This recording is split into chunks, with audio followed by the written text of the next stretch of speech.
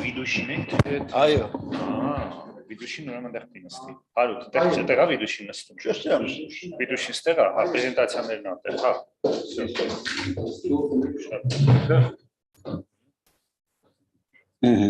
Արժի, զենան, ճիշտ, կոմպանիան արժի։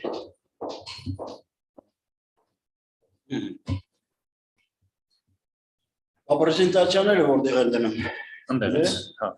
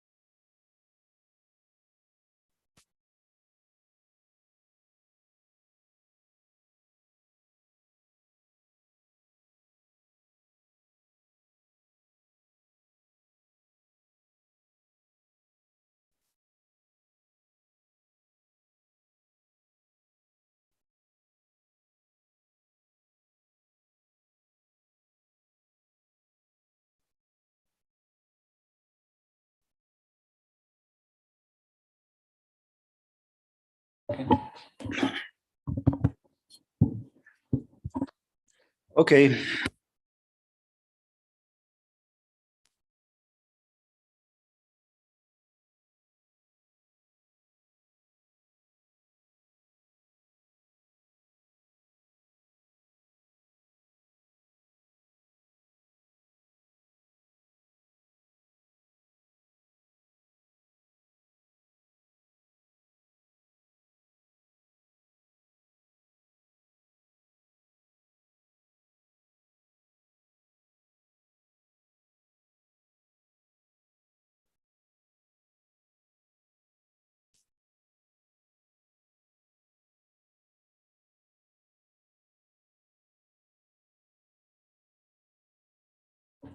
Şimdi açıl. Aha. Mi zrobić ksev?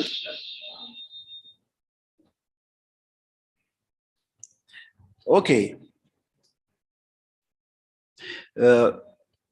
In our list, we have 7 presentations, including mainly combinatorial, graph theoretical, discrete optimization issues. And let's start by the first one, which is about Sperner system descriptions in ARM. I will present this one.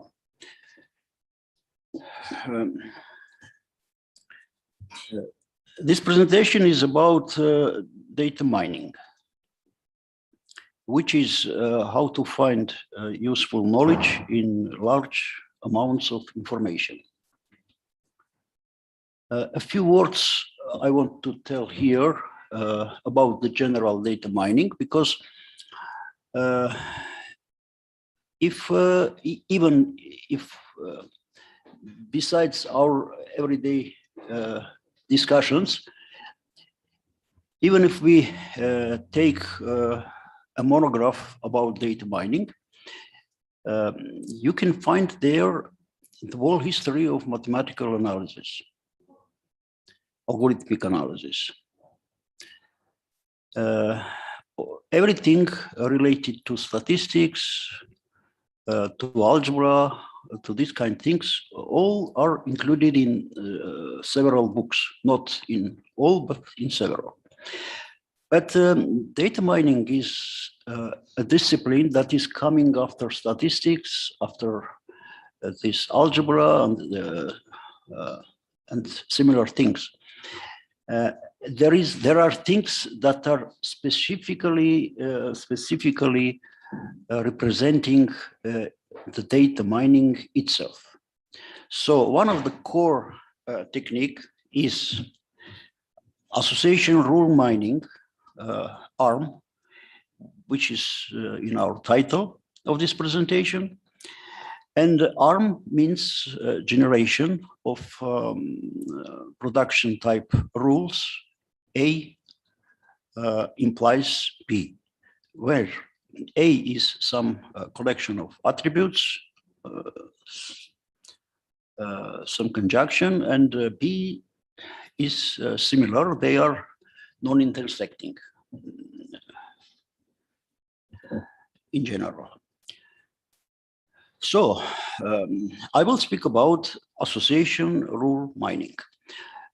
This rule mining differs from the rules, production rules in mathematical logic, in one component that we have some probabilities, and we don't require that this rule is general and this is for all. In fact, better to tell also about the data, input data, which is a table. Columns of that table are some attributes, and rows are corresponding to some transactions. And in this case,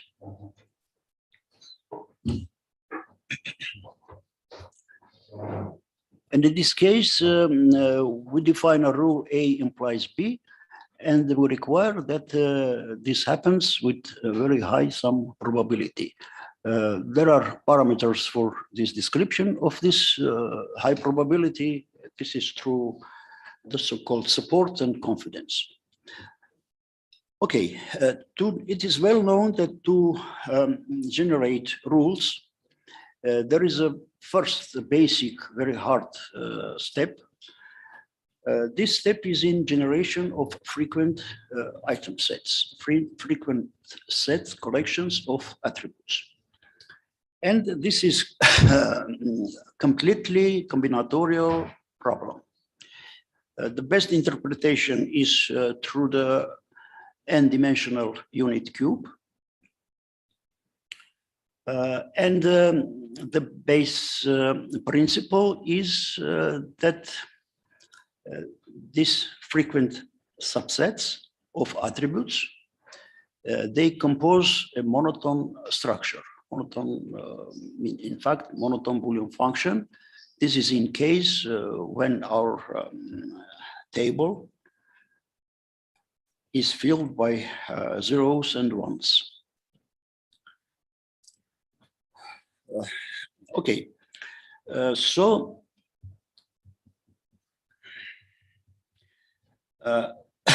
I can do my presentation very short, reading these two sentences.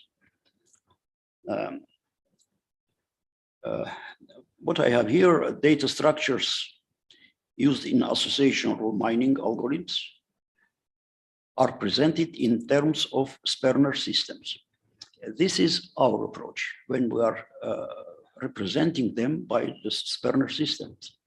In fact, historically, this is not the case. Historically, they appeared first algorithms of association rule mining, and until now, the structures and approaches, everything is the same in principle. What we have there, we have growing process of these frequent subsets, which is layer by layer in n-dimensional unit cube. And the whole, everything is happening in one step when you are going from some one layer to the next layer. Step by step, you are justifying the set of all frequent subsets.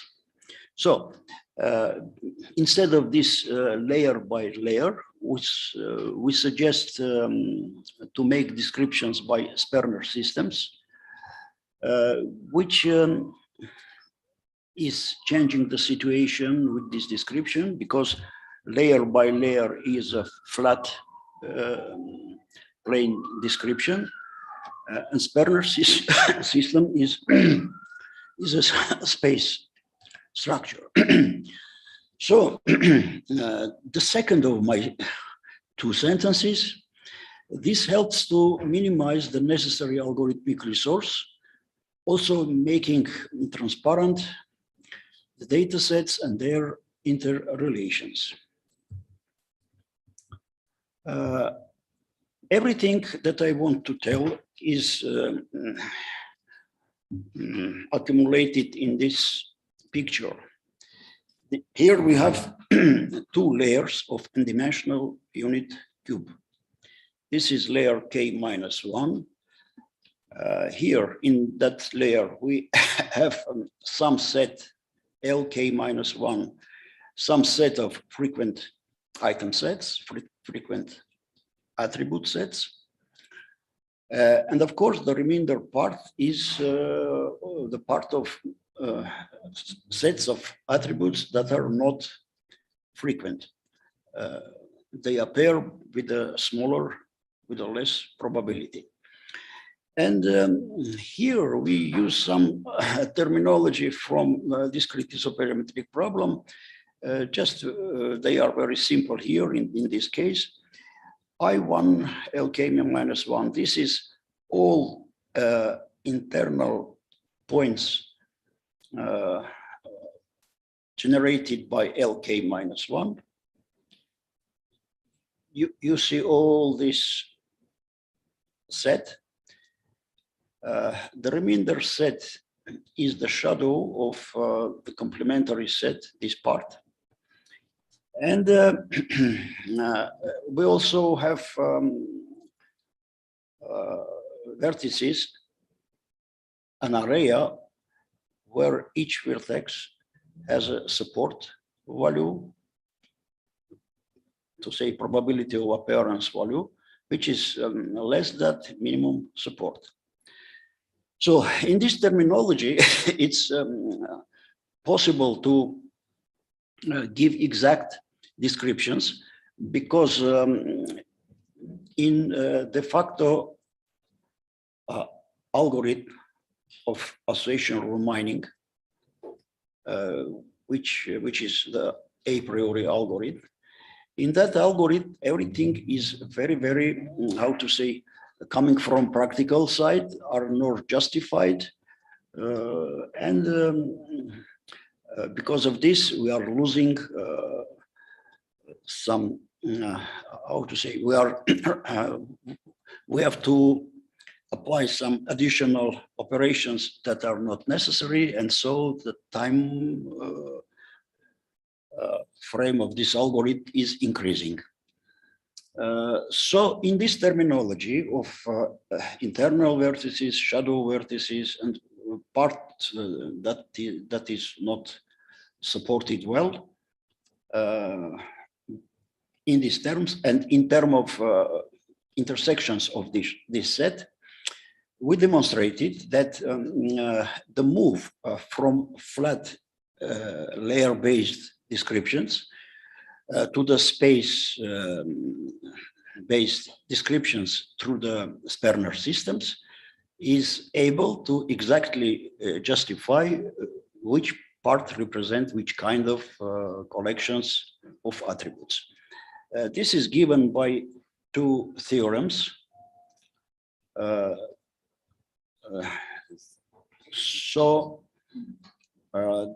the function generated by Sperner family that we have at step K, zeros of that are represented by this formula. Here you see shadow of part of alpha K that I demonstrated, this part. And some second theorem, which is described giving the formula for ones of this temporal function. So this is all that I wanted to present. Concluding,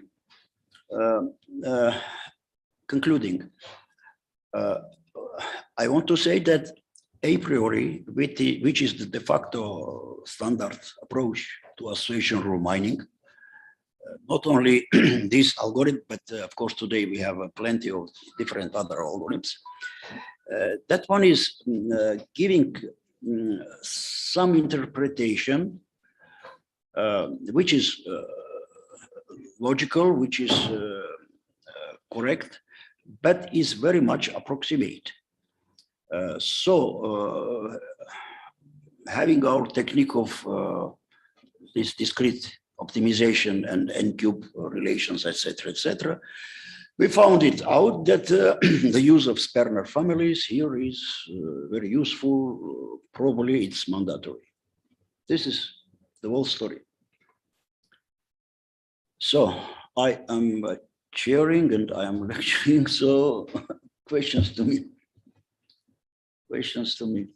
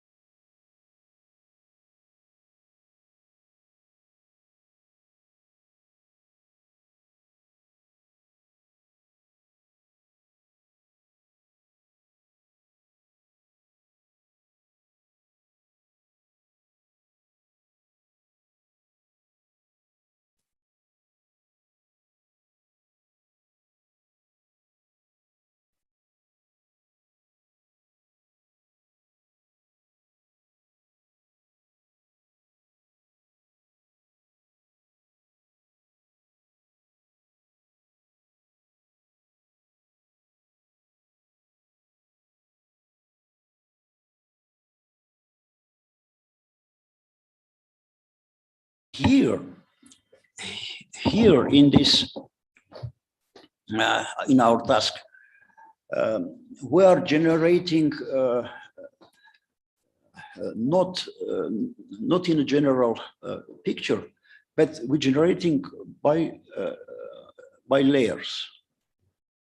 When you are generating by layers, here there appear some very important additional relations that we use, because this part of once does not change, it's only updated. Okay. I tried to answer your question. Okay. Not to go.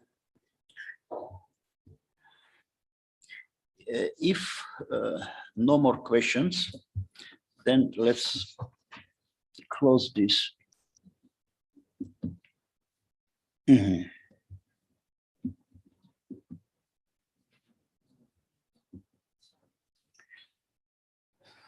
Our next presentation is by Professor Kosovskaya. Aggregation of information from various agents in terms of predicate formulas. I see our colleague Tatiana Kosovskaya. She is online. So the floor is yours, Tatiana. Good morning. Now I'll presentation. My presentation. Okay.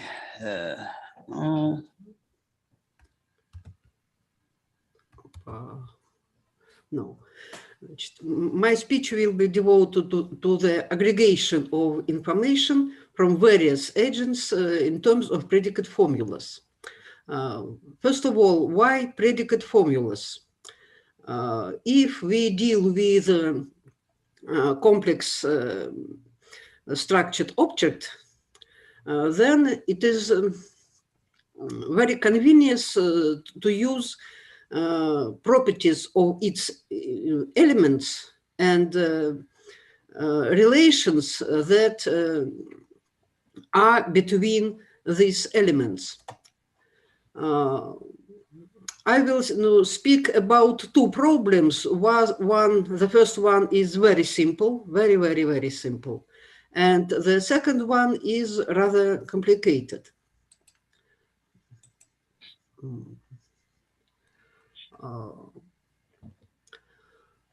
First of all, what is a complex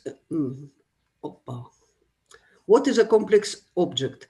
This is some object which is a set of its elements and is characterized by some predicates. There are M agents which can measure some predicate values, not for all object, only for its part. And we must glue their information. The first problem will be when every agent knows real names of elements.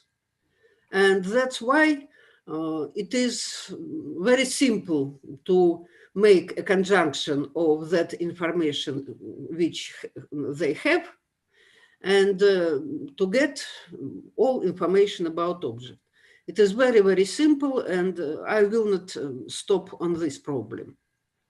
The other problem is when every agent doesn't know real names of elements and give them names as they want. Maybe the same element of an object, when it is investigated by one agent, has the name which differs from the name of the same element given by the other agent.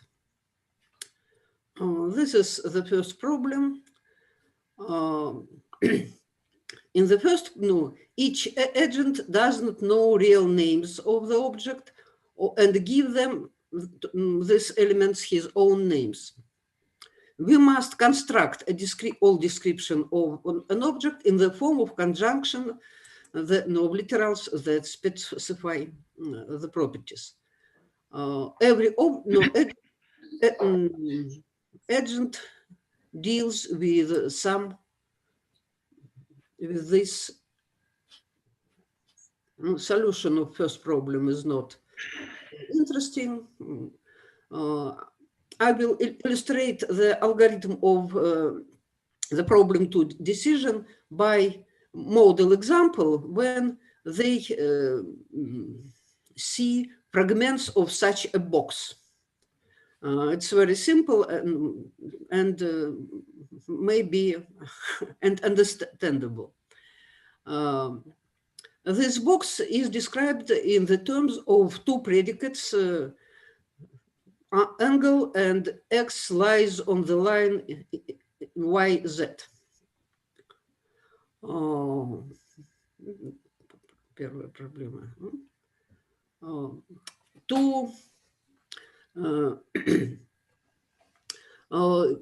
During solving the second problem, we can't simply make conjunction because we the parts have different names, and that's why we must give some definitions. Two elementary conjunctions are called isomorphic if they coincide up to the names of arguments and the order of literals. It means that these two elementary conjunction define the same property of elements with objects objects with elements A and B. I must say that the problem of isomorphism of predicate formulas is polynomial equivalent to the problem of isomorphism, graph isomorphism. And that's why it is so-called GI complete. This is the problem for which it was not proved that it is NP complete, and a polynomial algorithm for its solving is not known. And substitutions that gives us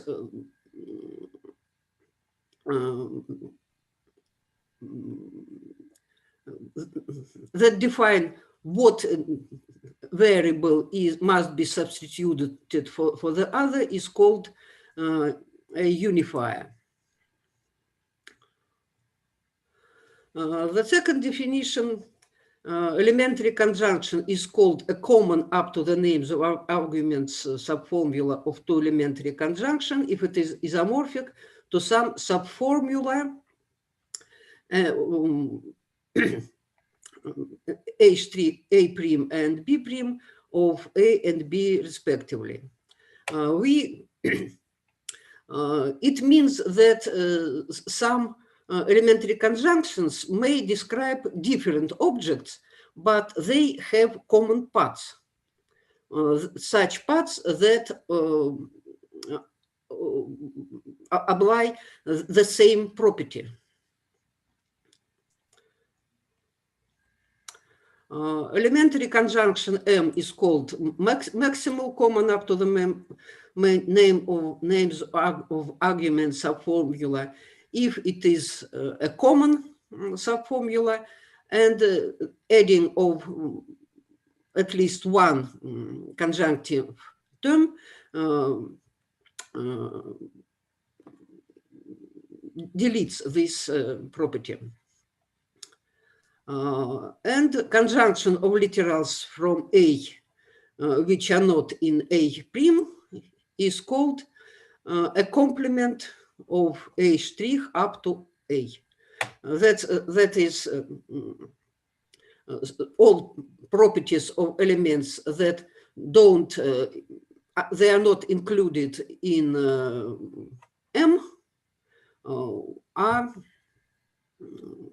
a complement of A.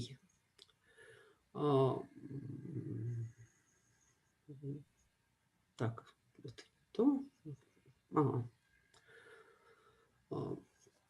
Let M be a common subformula, and elementary conjunctions are called contradictory on M if their complements to the formula M with substitutions of unifiers have contrariant terms. That is, common part defined by common subformula is, for example, a circle, but one of formulas has some triangle connected with this circle, and the other has not triangle, but triangle with a point.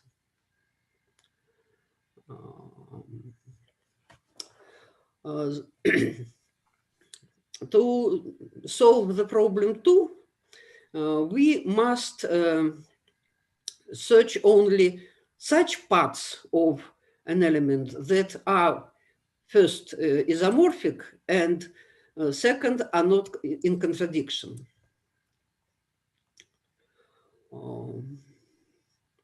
For example, let 3 agents have 3 parts of that box that was shown above and give them their own names. The first agent gives them A1, 2, and second, the second B1, 2, and second. You see that the same corner is called for first agent A1, for the second B1, and for the third C6. First point of algorithm, we must replace all constant in informations that were received by an agent with variables. I know that it is not obvious for everybody, but I was studied that only variables may be replaced by another arguments and not constants. That's why we, first of all, we must make substitutions, and that's why we rename variables by constants by respectively variables.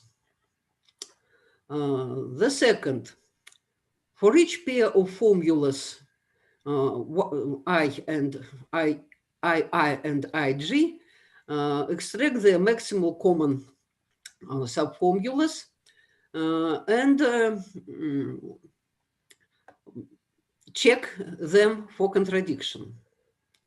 For example, first 2, on the right, we have 2 fragments of which have agent 1 and agent 2. They have such common subformula. The complement, which consists of this line, are not in contradiction. But if we see agents 2 and 3, they have this information. We receive such fragments of picture which have isomorphic subformula. But we see that the point V2 has V0, V0, V6, and this have V6, VO. But it is known that such equivalence is valid. It means that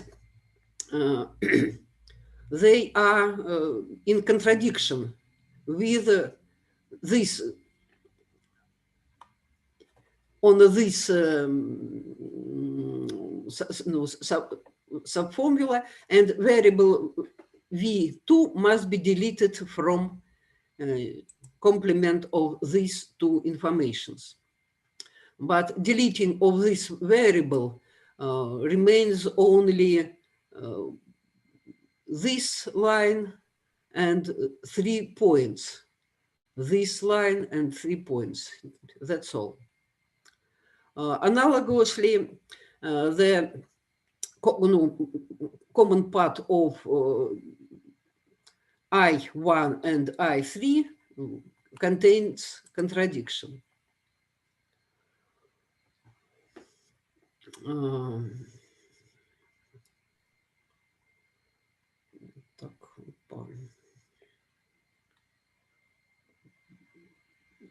Then,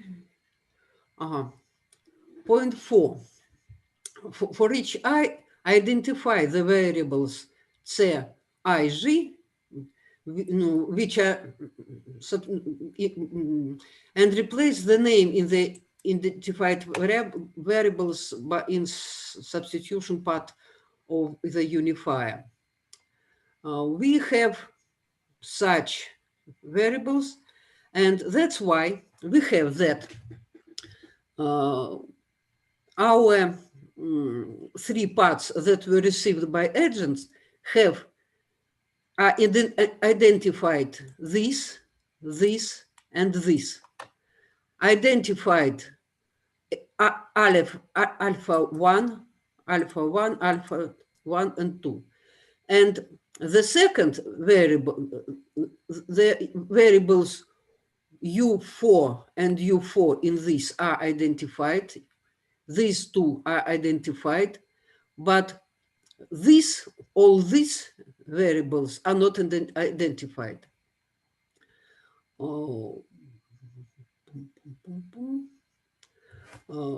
When we make a conjunction of these descriptions, we receive such picture, but variables x6 and z8 are initial. If we have some prototype of our object in that database, we can see that x6 must be identified with z4 and z8 with u4, and so these two must be identified, two pairs might be identified.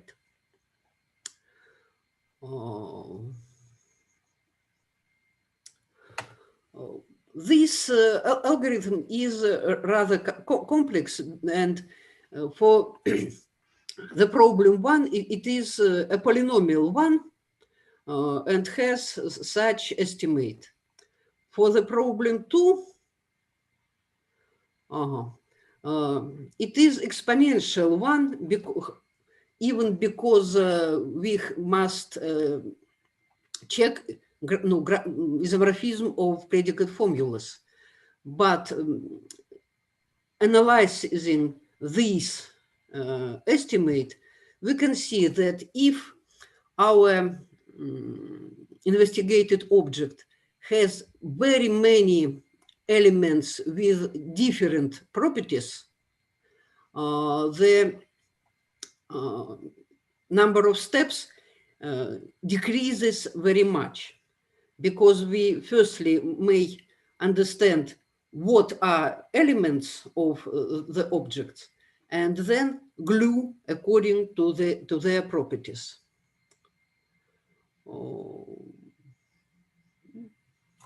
Thank you.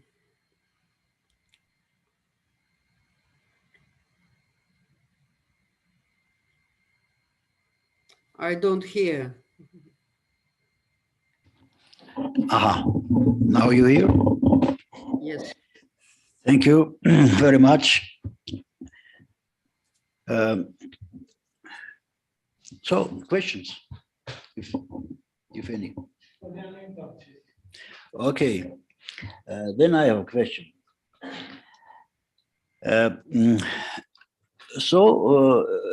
You speak about matches of some formulas and constructions and some contradictions. Okay, is it possible to define some measure of contradiction, or contradiction is contradiction? Yes, it be measured by, for example, as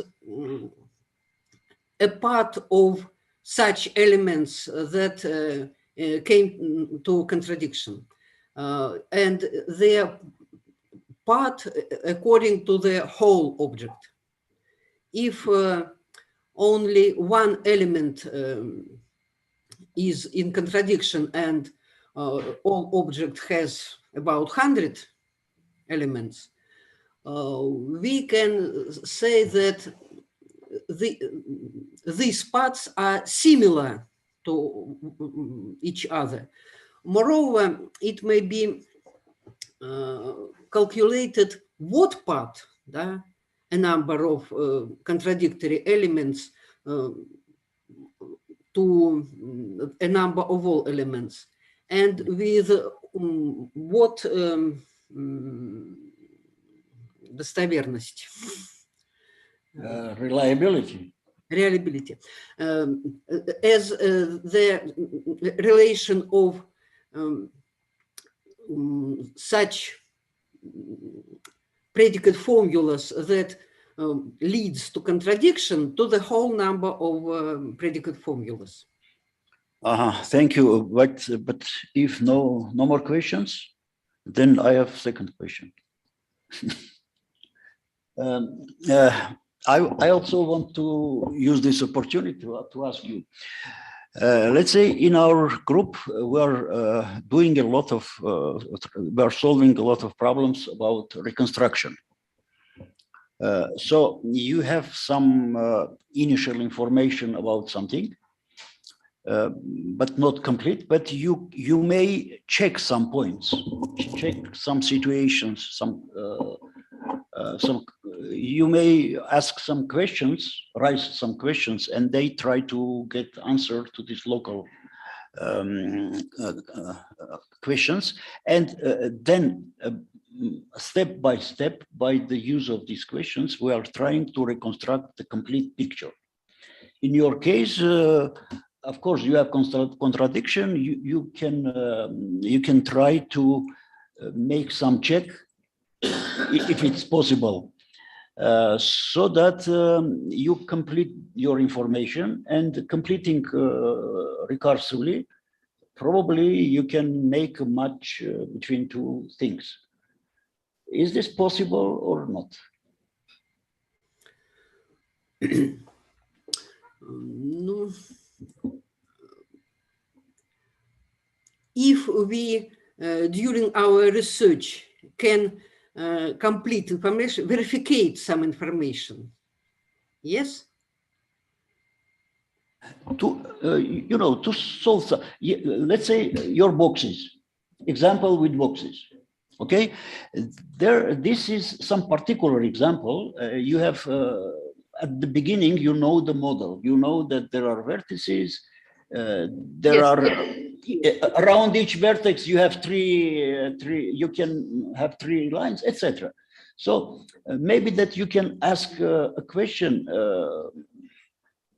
to give more information from your box. Which question to ask? Which contradiction to solve for the beginning? So this kind of things. Maybe not exact. My question maybe is not exact, but if we have a box at once, we will receive such picture. Okay. With not identified initial variables, these two and these two. Okay. They are not which one is more important to resolve? Which one is more important to resolve? Let's we create some additional means to resolve this contradiction, and then the second one, and in this way to reconstruct everything. Contradiction. Okay. Is not doesn't connect with that fact that I knew what they are looking for.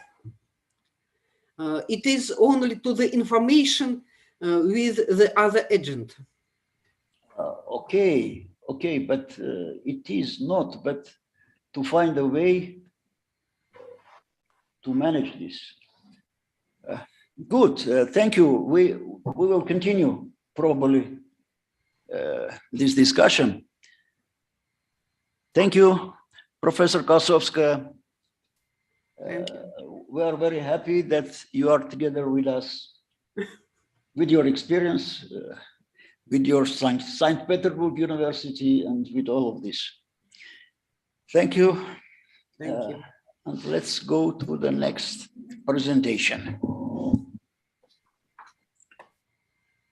Next presentation is by an Armenian guy, Samuel Darpinyan. Կոնե ռուսերեն պետք է խոսած Դարպին։ Եթե ոչ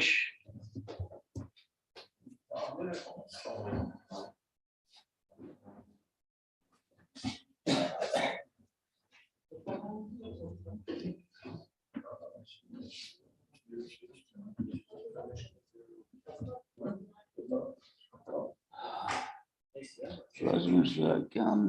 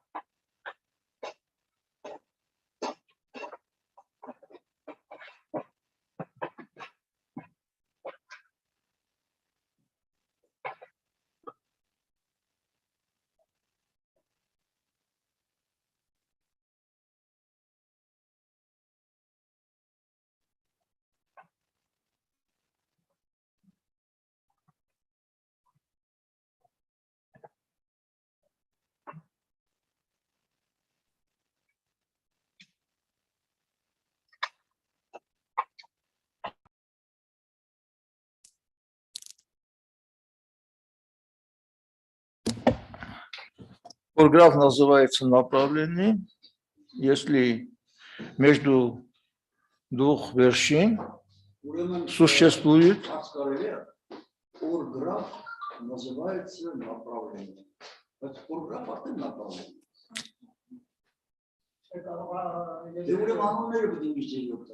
Չետեն գրականության մեջ ընդունված։ Граф называется направление, если между любых двух вершин существует не более одного дуга. Дуга. Между любыми двух вершинами существует не более чем одна дуга. Дуг может быть один, Дуг. но откуда идет, дуга одна, у него стоит, Ну, это не существует противоположные дуги. Вы должны сказать путь от одного до другого через дугу. Называется направление. Полный направленный граф. Полный направленный граф называется турниром. Количество дуг, исходящие из вершины X, называется полустепень исхода. Выходящие называется полустепень выхода. Իրապես առաջ գնամ։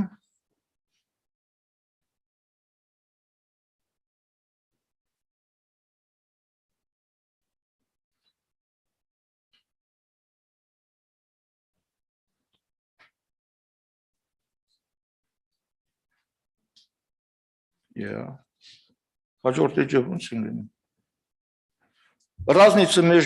Максимальная разница между степенью исхода и выхода называется и регулярностью турнира. Если это число равно нулю, то турнир называется регулярным. Если разница регулярности равно единицу, то турнир называется почти регулярным. Турнир называется дугопанциклическим, если любая дуга этого турнира находится на контуре любой длины от 3 до количества вершин турнира. И называется депанциклическим, если любая дуга находится на цикле длины от D до количества вершин турнира. D может быть больше или равно 3.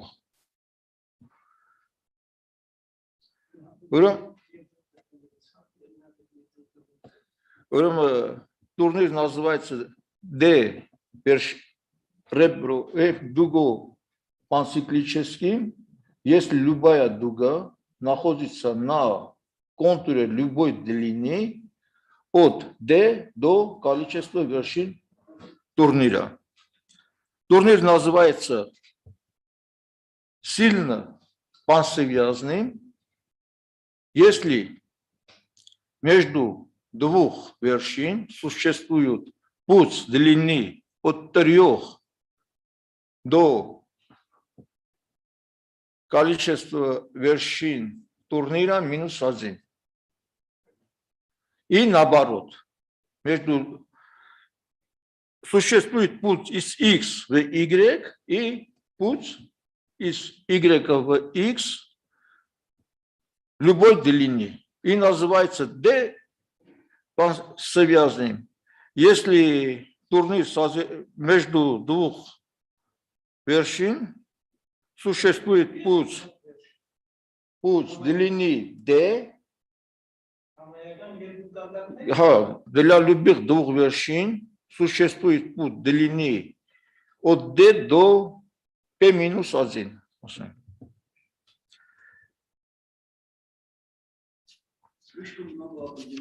Ага. Ուրեմն задачи по связности.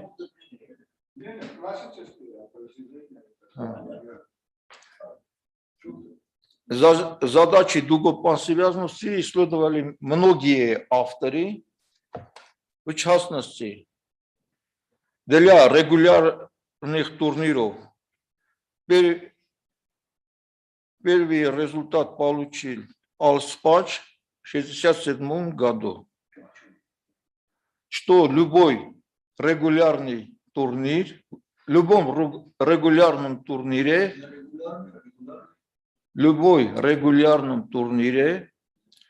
каждая дуга находится на цикле длины от 3 до количества вершин турнира.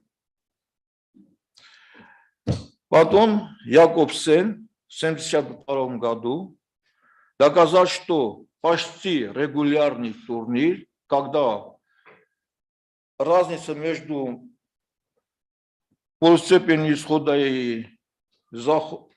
и захода равно 1, является 4 дугов панциклическим. То есть любая дуга находится на цикле длины 4 до количества вершин турнира. Потом для регулярного турнира Алспач и Рейд Россели доказали, что каждый регулярный турнир является трехсильно пансевязным. Пансевязным. Пансевязный это означает, что между любых двух вершин существуют все возможные пути от x к y и от y к x.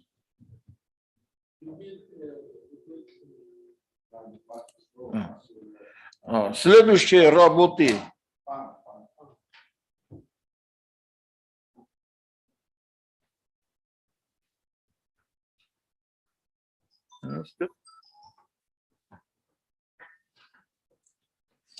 В 1977 году я доказал, что почти регулярный турнир является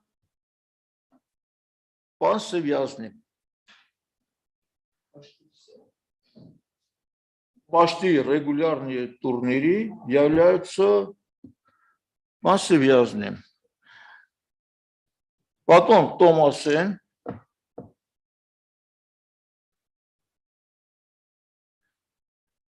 доказал следующий результат. Если иррегулярности турнира не более чем P минус y делить на 5, то турнир является, каждая дуга находится на цикле любой длины от 4 до количества вершин. Этот результат получен Томасеном в 1978 году и опубликовано в 1980 году. В то же время я доказал следующие две результаты, соответственно, в 1978 и 1979 году. В настоящем работе доказана следующая теорема. Если иррегулярность турнира не более чем из хажортежевонцер, Кохка?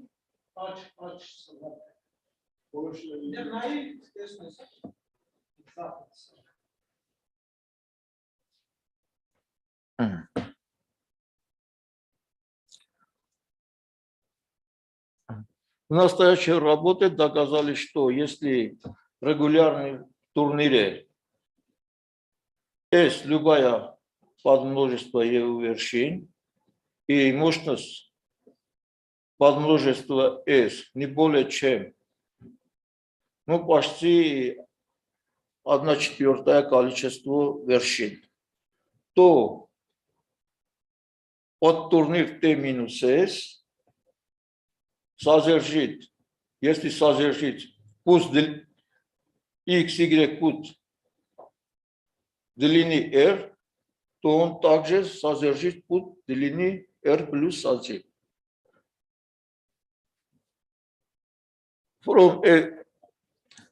Кроме этого результата, ну этот результат не нарушимый, то есть мы не можем вместо n минус 2 поставить n минус 1.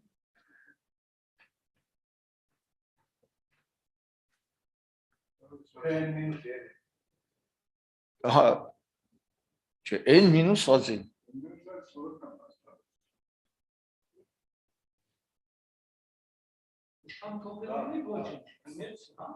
Чем մեծանում էլի լայնանում է բանը ինտերվալը։ Интервал увеличивается, когда мы поставим n минус 1. Ну, из этого результата следует все предыдущие результаты.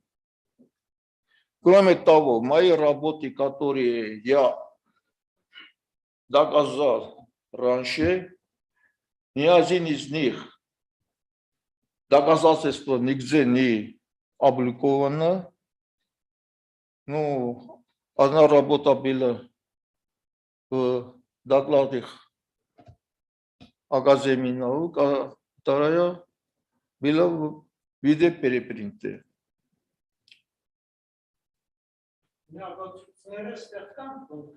Здесь все доказательства, нет, здесь 5 теорем ваши, да? Там 5 теорем. 1, 1, 1, 2, 1, 3. нет, нет. 1, 5 мой, 1 это у Томасена, остальные я не перечислил здесь. Ну, просто написал, что кто тот вот это доказал. А остальные мои коллеги, соавторы. Ну, эта работа получена, когда мой соавтор попросил меня отправить это прежние работы, и он сказал, что надо доказать. И он некоторые вещи, он показал, что n-2 нельзя поставить n-1. Кроме того, еще, ну, мы работали вместе почти 2-3 месяца. Все.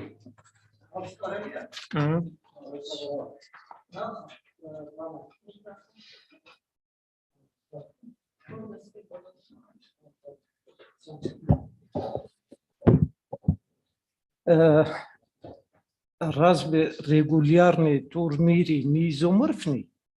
Нет. Есть два разные регулярные турниры, которые не изоморфны. Серьезно? Серьезно. Спасибо. Ну и второй вопрос. Кроме теоремы 1, 5, есть другие теоремы? Да. Это 1, 6 или 2, 1, 2, 2. Есть такие теоремы в работе? Спасибо. Спасибо.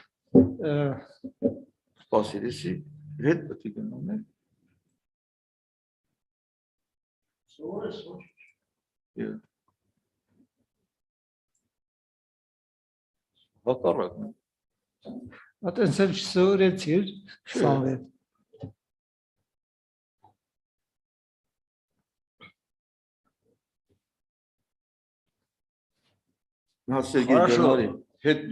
Хорошо. Арсы.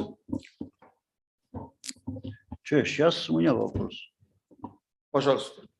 Сейчас у меня вопрос.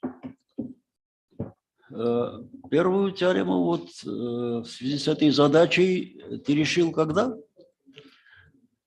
1967 году. В 1967 году. Сколько прошло? Лет 50. Лет 50. Лет 50 и больше.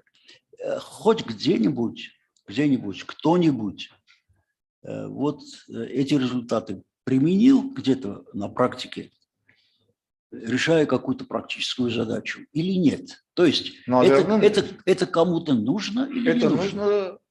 Для чего? Это нужно наука. Это наука для науки. Это наука может, в этом темпе наука может развиваться бесконечно долго, но мы так долго не живем. Что я хочу сказать? Вот у нас в институте, допустим, да, вот есть отдел вот сетей.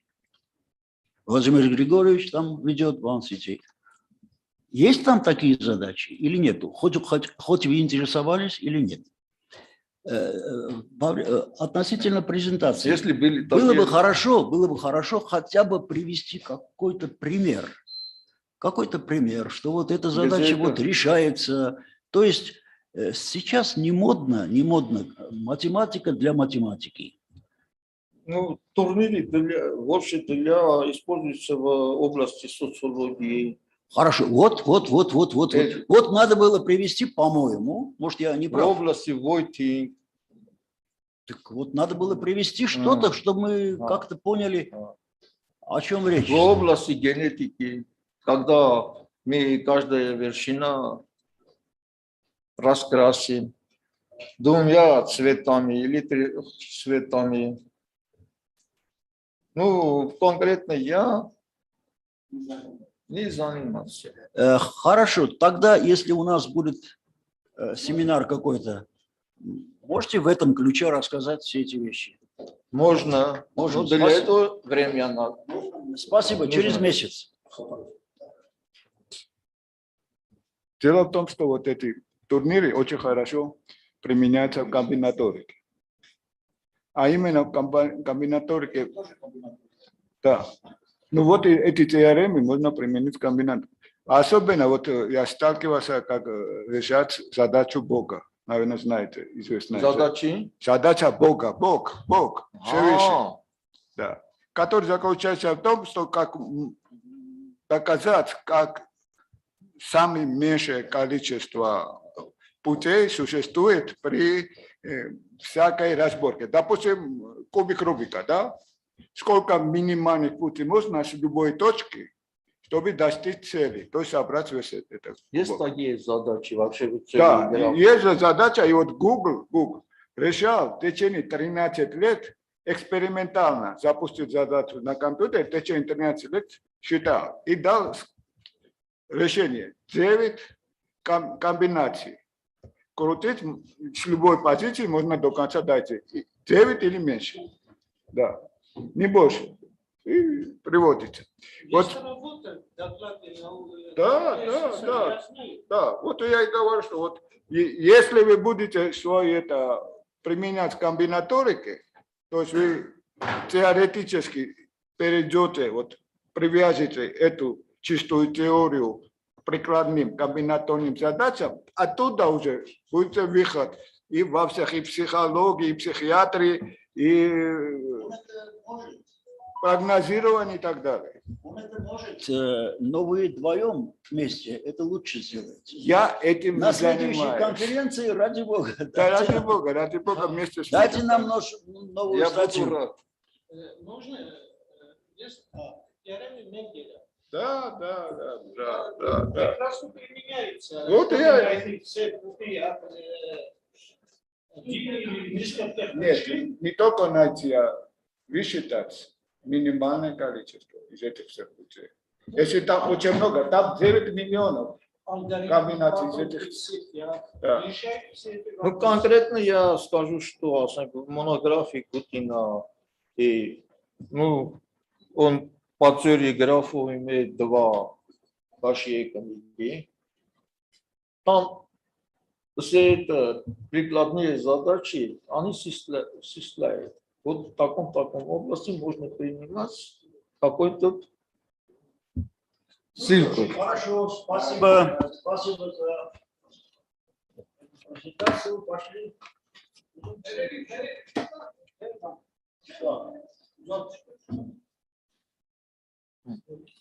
Большое спасибо за внимание и за интересные вопросы.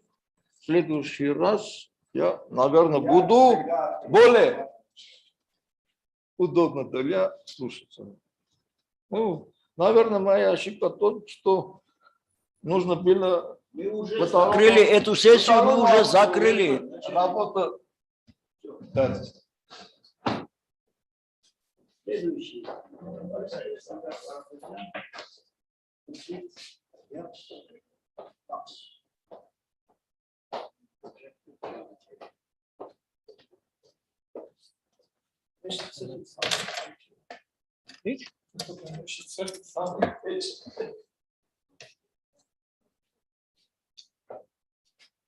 Da bana flaşkine.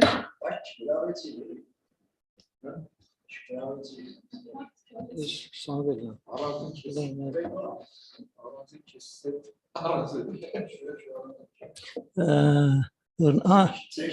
Ura. Halameti mücevher.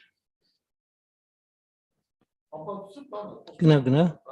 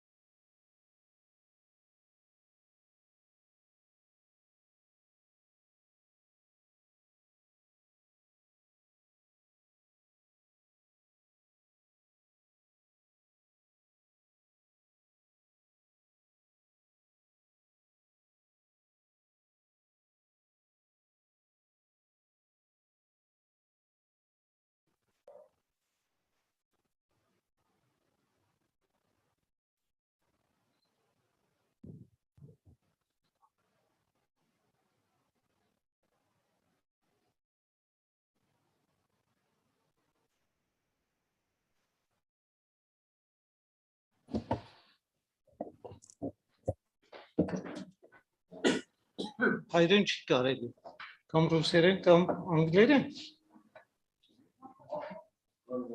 Ναι.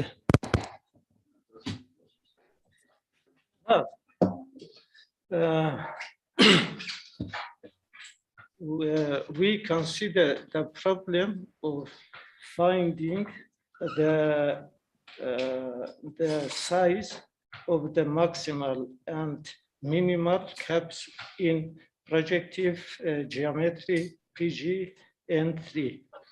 What is a cap? The cap is a set of points, no three of which are collinear.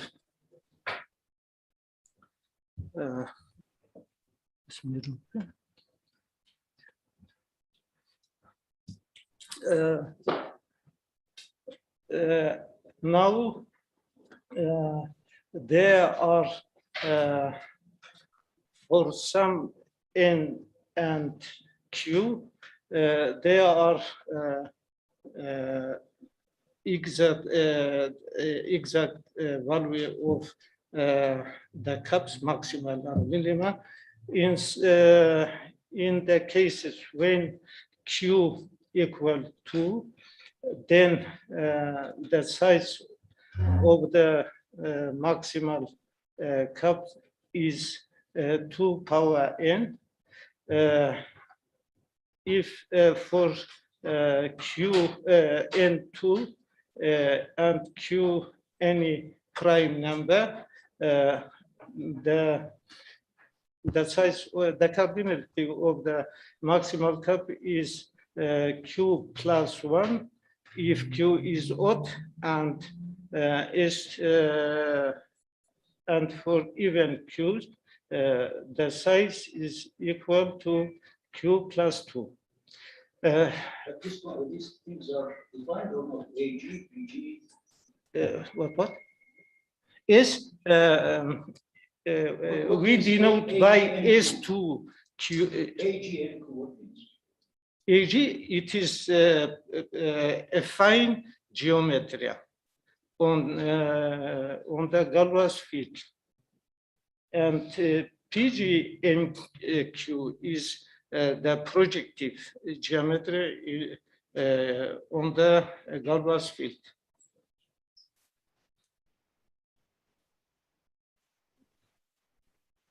Սովորական երկրաչափություն է, միայն թե կոորդինատները 0,1 մինչև Q-1, իսկ այստեղ պրոջեկտիվի ժամանակ ամեն մի հատ կետ ենք վերցնում ու բանը ճառագայթներ ենք բաց թողնում, հա, ճառագայթի վրա բոլոր կետերը համարվում են մեկ կետ, իսկ աֆինականում այդպես չի։ Okay. Here we denote by SN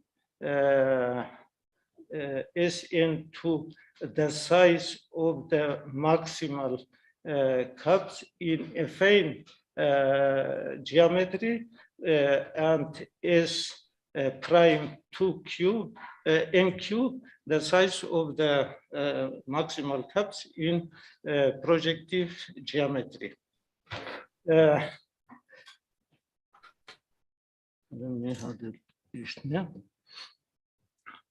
Apart from these general results, there are precise values for some cases. For instance, S43 equal to S prime 43 equal to 20, and S prime 53 equal to 56, but S in affine geometry, the maximal size is equal to 45. For Q equal to 4, the maximal size of cups equal to 41. And for N equal to 6, S63 equal to 112. In all other cases, only there are only lower and upper bounds for the cups.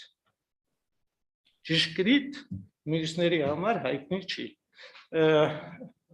Եվ մի բան ասեմ, ես որ թվարկում եմ սրանք, ամեն մեկի հիմնավորում եմ մի քանի տարբեր գիտական աշխատանքների արդյունքում է, տարբեր հեղինակների կողմից։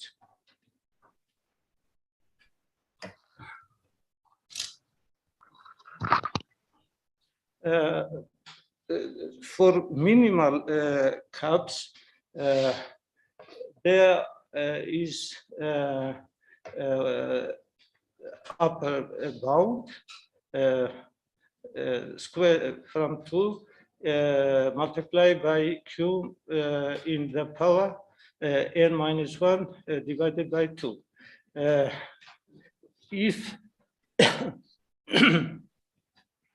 for Q even there exist complete cups in A, G, and Q with less than Q power half n points, but for Q odd complete cups there is only when n equal to 0 by module 4 and n equal to 2 by module 4. and for some small values of N and Q. Asıl. Modul zoru mu modul rekursu çok artık. İnçinç? Rekursun nasıl çek verirsin? Herkese. N-ը 4-ի վրա բաժանելուց մնացորդ չի ստացվում, իսկ այն մեկը N-ը 4-ի վրա բաժանելուց երկու մնացորդ է։ Մնացորդը երկուսը։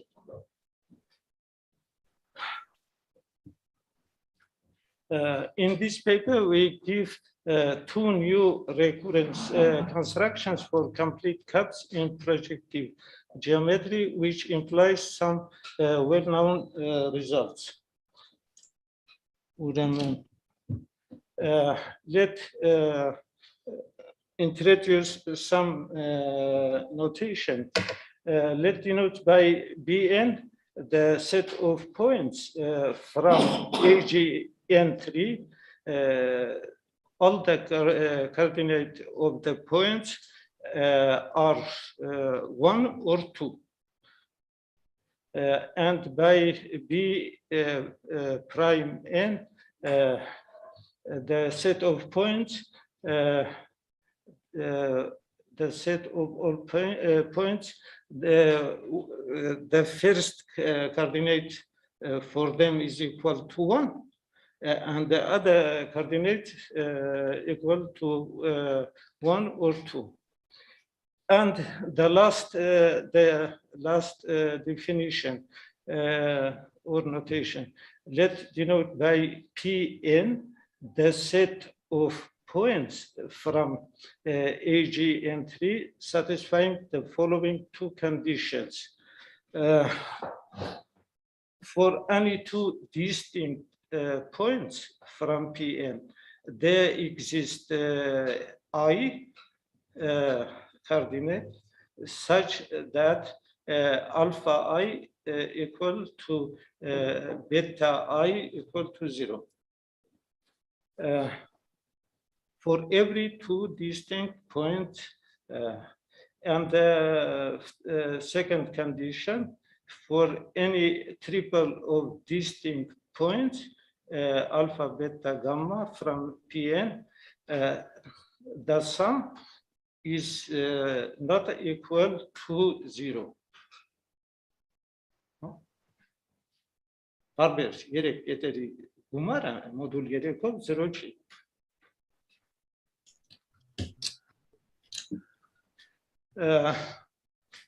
Theorem 1. The following recurrence relations Pn չկարդամ, հա, ուրեմն երեք մասից է, is Pn consists of 3 parts. In each part there are 2 Pn's and 1 Bn's, such that if we take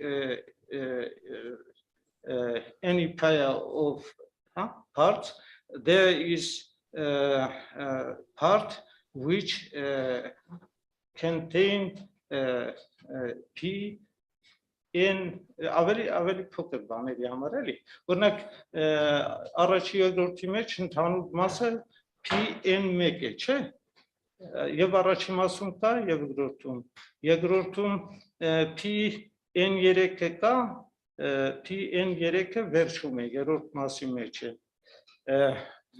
and սկզբնական պայմանները, the initial sets, P1 equal to 0 as point, and P2 equal to 0, 1 or 0, 2. The sum of 3 numbers n, g equals n.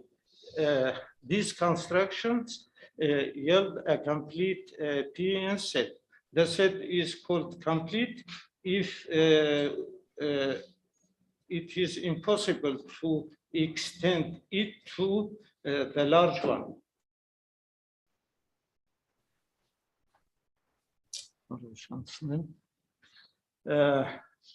For the second theorem, we must construct 10 sets. This construction is called the sixth construction. Every part consists of 6 subsets, 3 of which are P, N, and 3 of them are B, N. Let me show you again. Theorem 2, the following requires relation, the union of the sets AI from 1 to 10 with initial sets P1 and P2 yields complete PN set.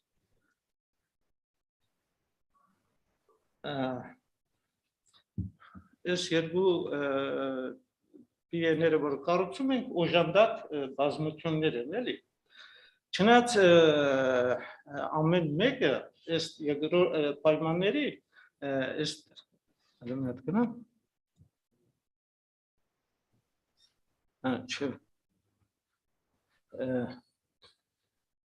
the condition 2I փաստորեն ինչ ասում, որ դրանք գլխարկ PN-ը գլխարկ է, էլի, for any triple of distinct points the sum alpha plus beta and gamma is not 0.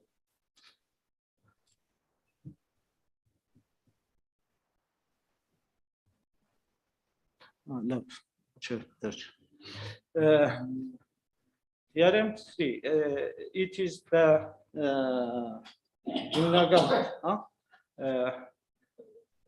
if Pn is constructed by theorem 1 or theorem 2, then adding 1 to the points, which the adding, I'll cut sell off. We take the points from B, G, N, N. That is the number of coordinates in every point equal N plus 1. As the last coordinate, we take 1, and in the second part, as the last coordinate, we take 0. And the union of these two sets is a complete cup in n-dimensional projective geometry BGL3.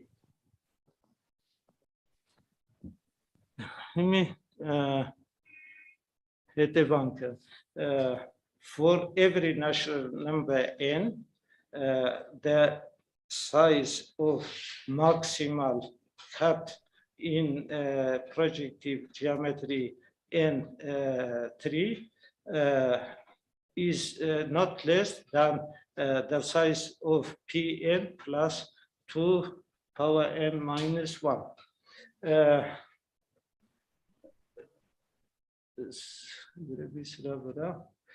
Notice that the coordinate of n obtained by theorem 1 or 2 essentially depends on representation of n as the sum of 3 or 6 natural numbers.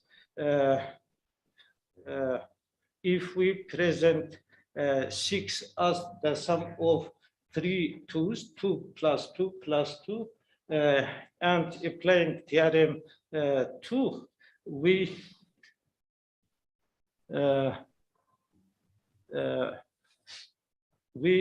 obtain P2 plus 2 plus 2 equal to 48. But if we represent 6 as the sum of 6 ones, as shown in the second row, P1 plus 1 plus 1, we obtain 80. The difference is very large, 32 points there is in the above one, but 80 points are in the first one, but in the second we have only 48. And if we take 5 as the sum of 2 plus 2 plus 1, we obtain 24, and the cup which we obtain by theorem 2 is consists of 40 points. But if we take other representation of n as S prime 63, then we obtain the calorie give us that the S prime 63 is not less than 112, which is proven that is the optimal number. And for S prime 43, we obtain that S prime 43 is not less than 20. Again here, we obtain the optimal number.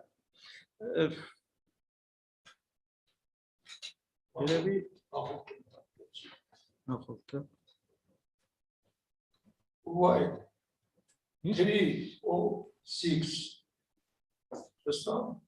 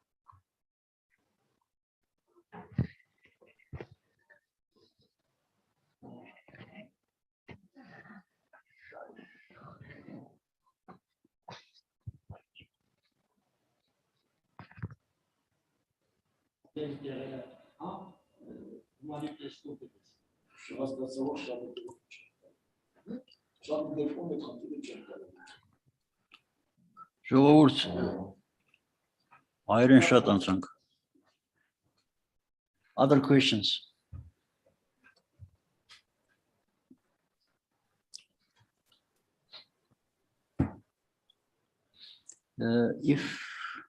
If I understand it correctly, of course, these kind of things have a general mathematical value, but also these are appearing in applications. At the moment, I'm reading some document that I don't understand anything there, but that is about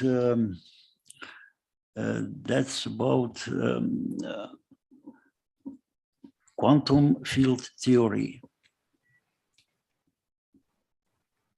topology of quantum field theory, and there are several combinatorial problems. Is there this kind of construction?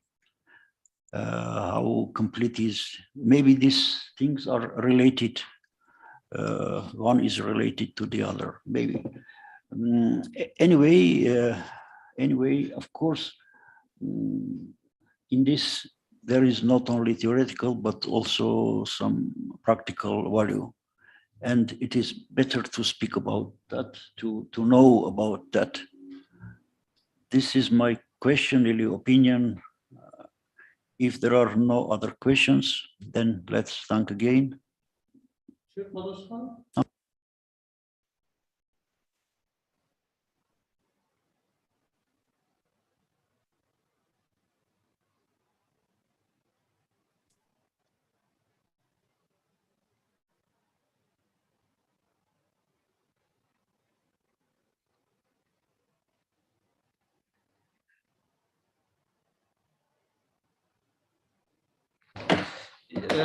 It's related to theory of codes, theory code.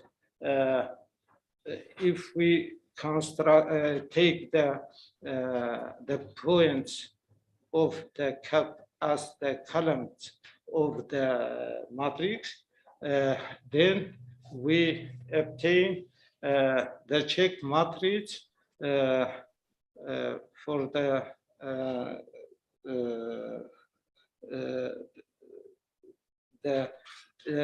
difference between any two columns is not is greater or equal to 4.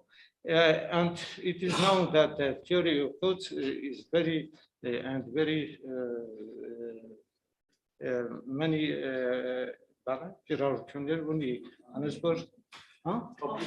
applications. Okay. So this is some application, of course, there can be different. Thank you.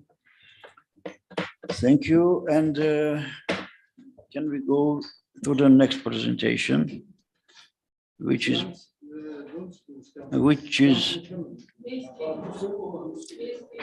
next one is by Hasmik Sagan. Reconstruction of HD convex and connected discrete sets from horizontal and diagonal projections.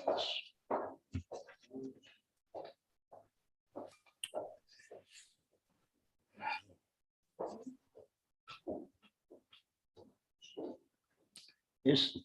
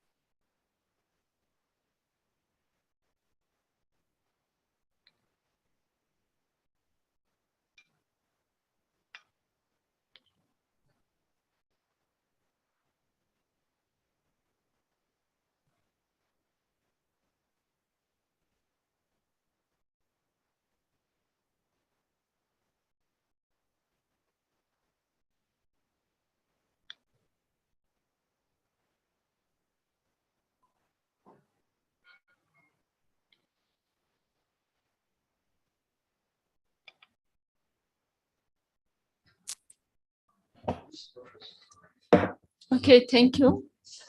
So our work is from the field of discrete, from the area of discrete tomography. The title is Reconstruction of HD Convex and Connected Discrete Sets from Horizontal and Diagonal Projection. So shortly, the outline of my talk.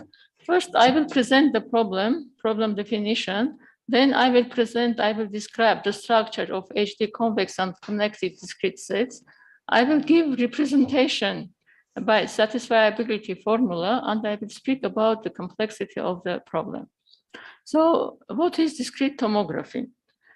In general, discrete tomography deals with the reconstruction of discrete structures from their projections along given set of directions. What is the projection of a discrete set? This is a function that counts the number of points parallel to the direction of projection. So if we consider, for example, here, in two-dimensional case, we have some discrete set, And if we consider direction, horizontal direction, and try to compose projection, so we must count in each line parallel to this direction, to this horizontal direction, count in each line numbers of points. So in the first line, 2, then 3, etc. So this is the projection of this set, of this discrete set in horizontal direction. Now, the main problems of discrete tomography, two of main problems of discrete tomography is consistency and reconstruction. Consistency. So we are given some set of projections along some given directions. So the question is the following: does there exist discrete set with given projection? This is existence, consistency. And the second one, in the case of existence,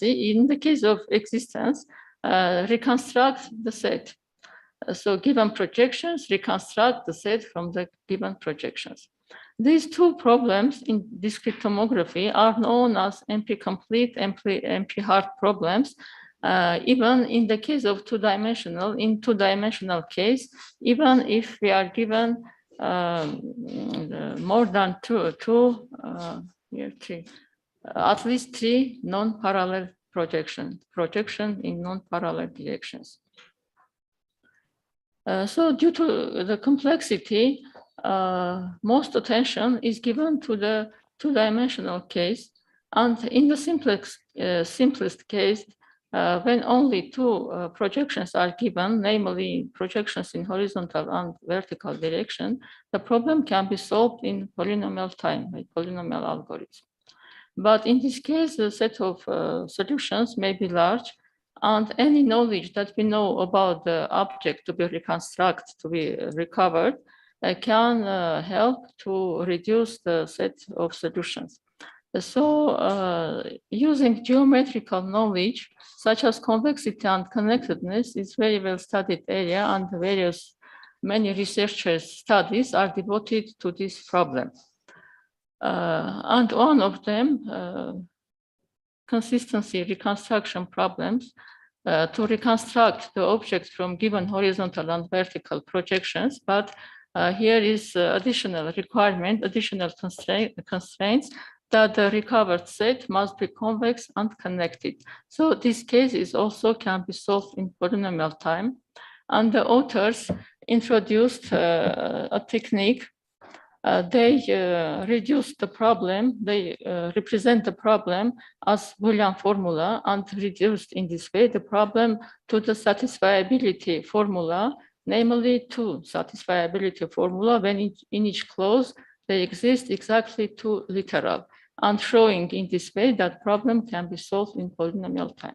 Now in our work, we use these techniques, we apply this technique and consider the case of horizontal and diagonal projections. So given horizontal and diagonal projections of some discrete set, the problem is to reconstruct the problem from horizontal and diagonal projections. And also we know that the set to be reconstructed is convex and connected. And using this technique, we show that this problem is also can be solved in polynomial time.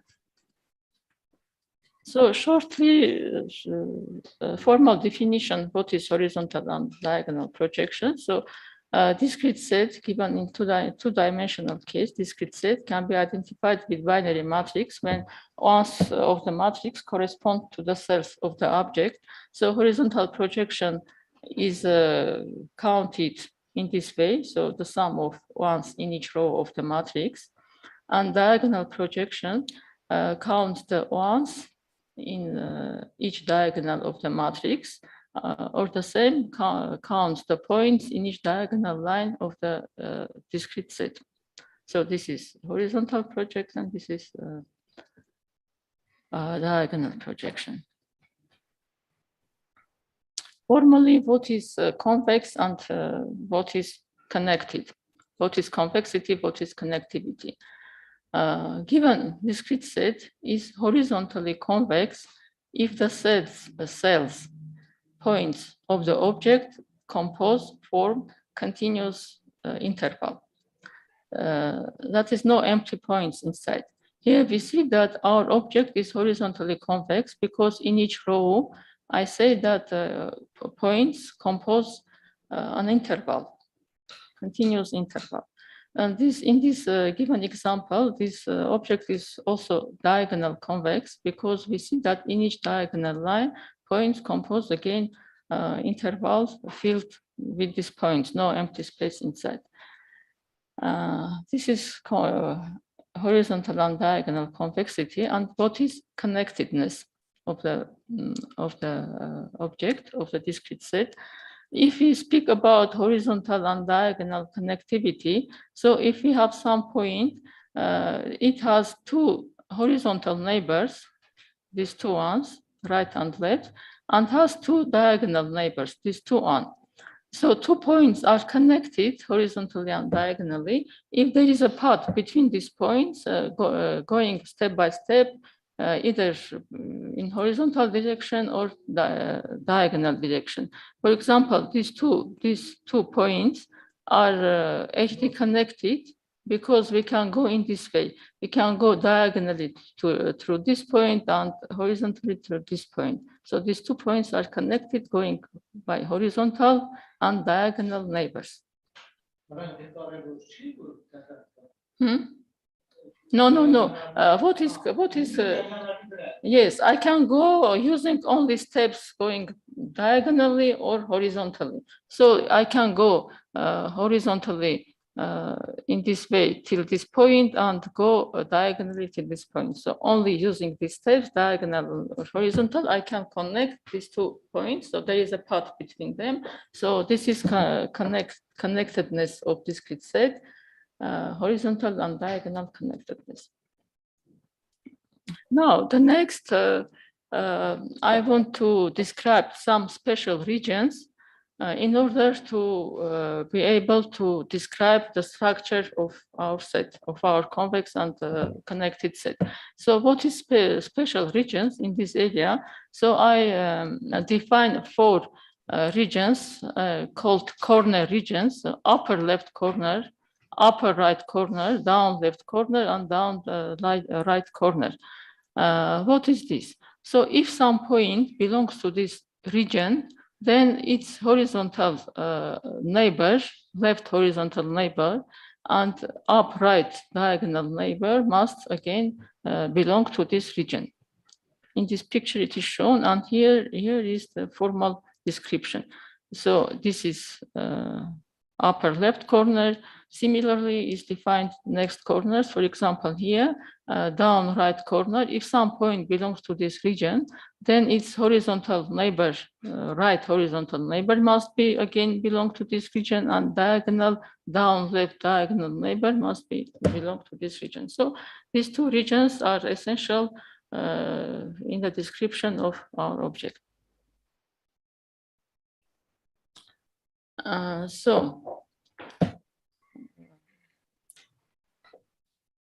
Discrete set T in 2-dimensional case is horizontal, diagonal, convex, and connected if and only if it is a complement of the union of these 4 regions. I will show here. So the set is horizontal and vertical convex if and only if it is complement of the union of these 4. Of the union of these 4 regions. So you see inside the complementary part, this is convex and connected set. And besides this, these 4 corner points must be disjoint. They cannot intersect without, they can be included in each other, but they have no intersection, just cannot intersect. Only they can be included in each other.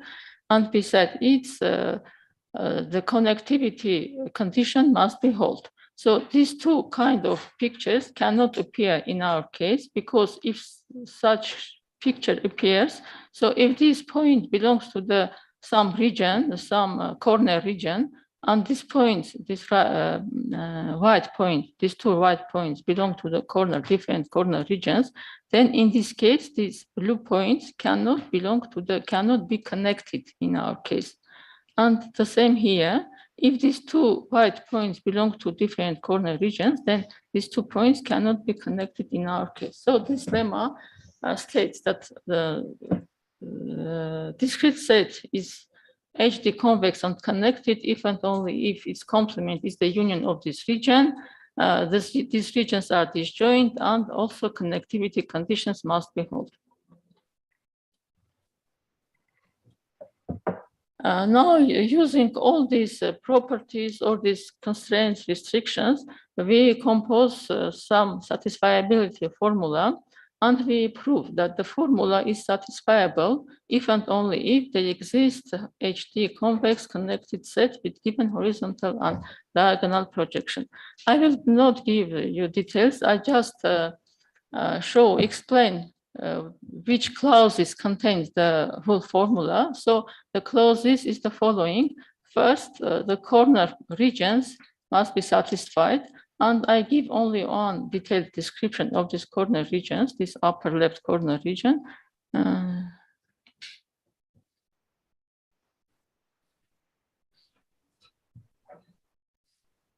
So this one, upper left corner region, I represent as conjunctive normal form when in each clause they are exactly 2 literals. Other corner regions can be described in similar way. Next set of clauses is disjointness. So we introduce again such kind of formula to show that these corner regions must be disjoint. Another set of clauses is for providing connectivity, then some special points which we call anchor points. And again, by this satisfiability formula, such clauses, we represent the horizontal projections, this restriction, horizontal projections, diagonal projections. And the main result is the following theorem, that there exists HD convex and HD connected discrete set with given horizontal and diagonal projections, if and only if this formula is satisfiable.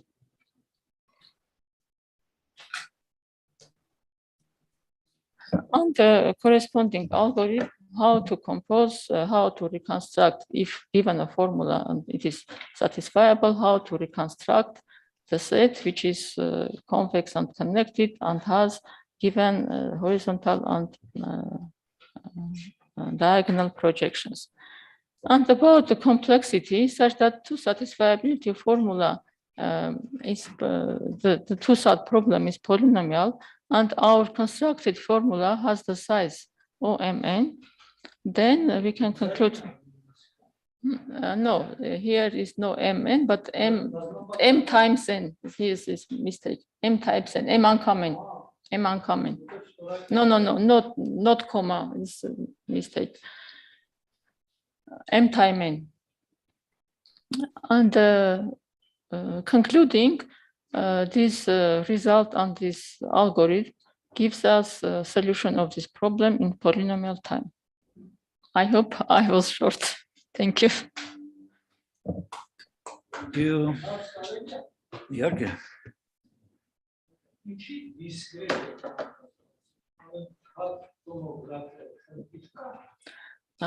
Yes, there exists the computer tomography problem, but this area is devoted to discrete tomography.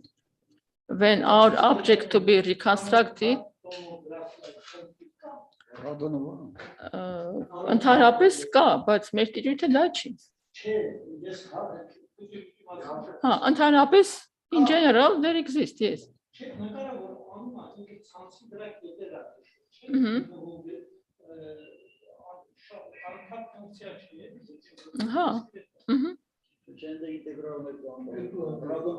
Te najad inčná inka harcu.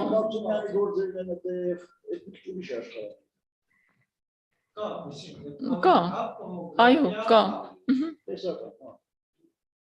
Radon transforms this ձևափոխությունները, ռադոնի ձևափոխությունների միջոցով ոնց որ վերականգնում։ RADON, radon.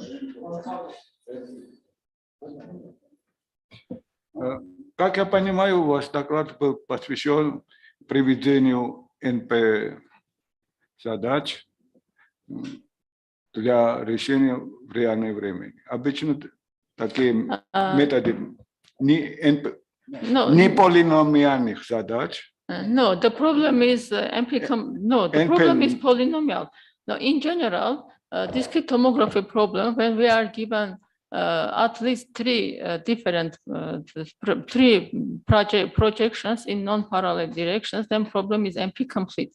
But in special cases, when we impose also additional restrictions, additional constraints, in this case, these constraints, these additional things are convexity and connectivity.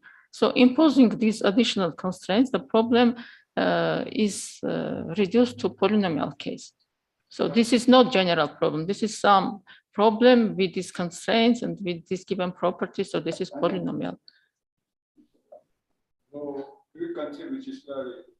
Время, которое нужно для задачи. Время у вас реальное для конкретных суперкомпьютеров. No, this is время algorithm. This is number of steps. So the size of our formula is m time n, and we know that satisfiability formula can be solved in polynomial time. So using these two results, we conclude that this problem has polynomial complexity.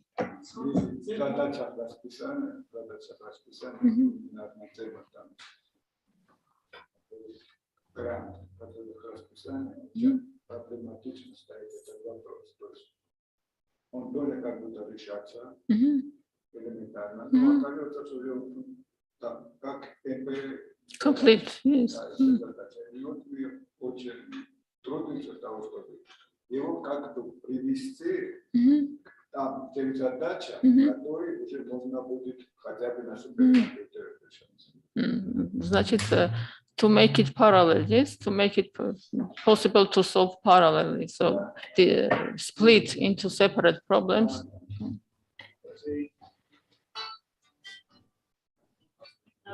Yes, please.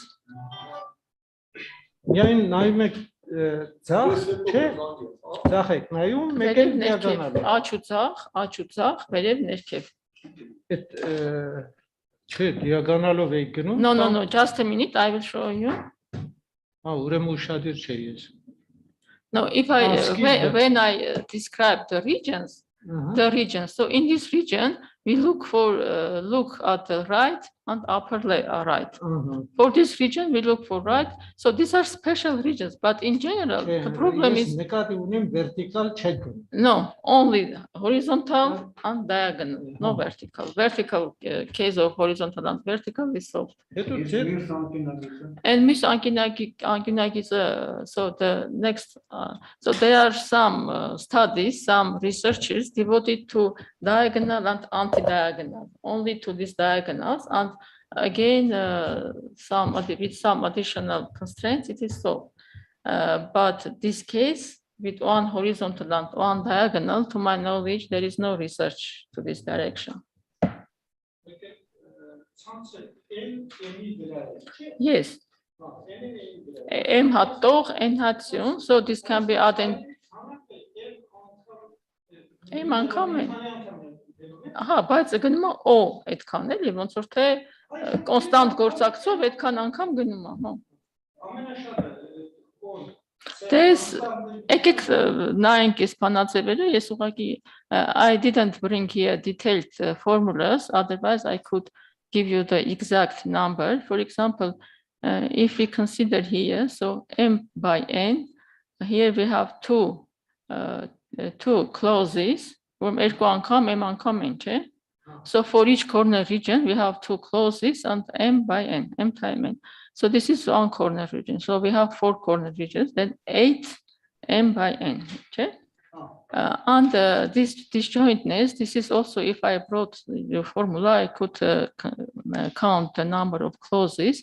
So if I'm not mistaken, four clauses here, and again n by n and 4 clauses, and this one also. So each of these is m time n, m uncome n, and some fixed number of clauses in each of them. I can count, but here I have no this. İnşur kısançors moda abes metkan inşur fan averişan. The chamber just I told that this is O M and here we have this is correct. Okay, because before thanking, I want to add one sentence. Why these problems are important to us? Because after the first results that we became familiar, etc., we noticed that there are some small changes of conditions, and when you apply these small changes, the problem is transferring from the domain P to the domain NP.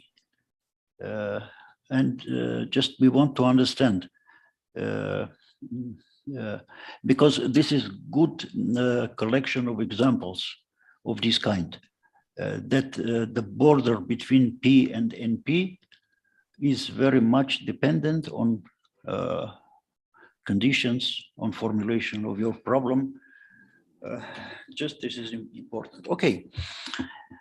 Thank you very much. Thank you.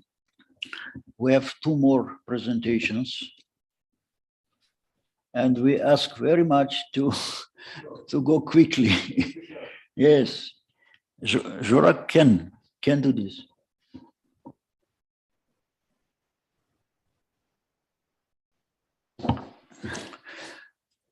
So presentation is about order type conditions for Hamilton cycles and spanning trees with few leaves.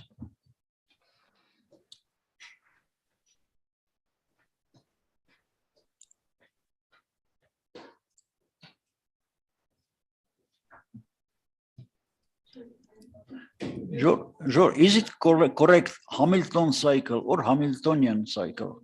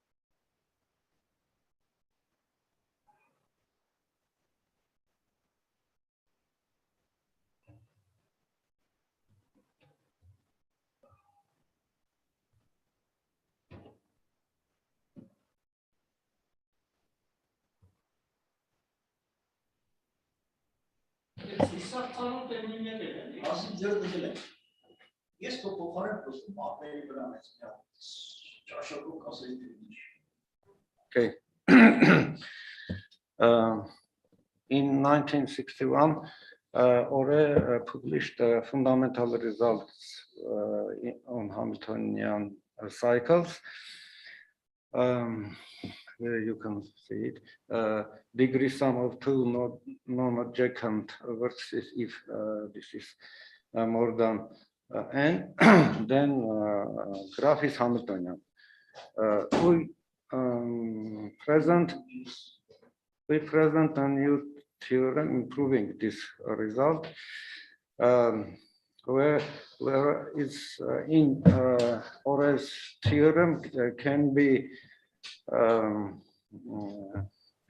check this condition only for pairs of non-adjacent vertices. In special 5 subgraphs, you can see these subgraphs. And next theorem. In 1976, we published a paper with condition for a spanning tree with less than Ga leaves. Analogously, we improve this result by the same way. This condition can be verified only, can be changed only for pairs, non-adjacent pairs in special 5 subgraphs.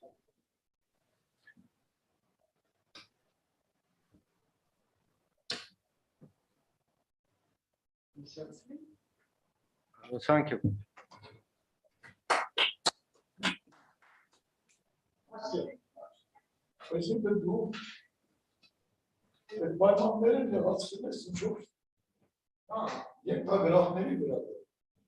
Yes.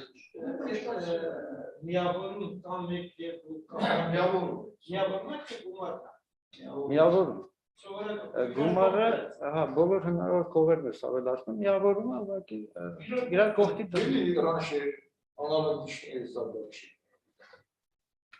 Когда ասենք условия поставлены были для некоторых подмножества вершин графа. Այս տեսքով որ կա в этом виде это новость. Спрашиваю, аналогичные поставленные задачи. Нет. Ему неизвестно.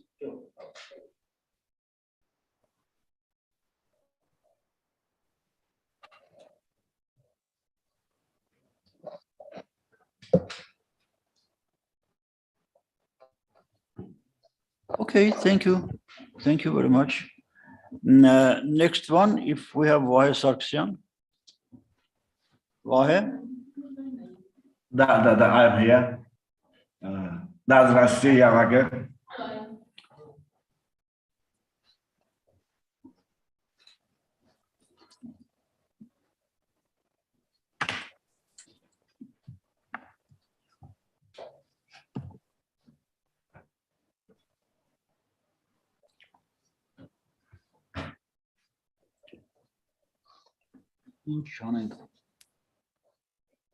Видно, да?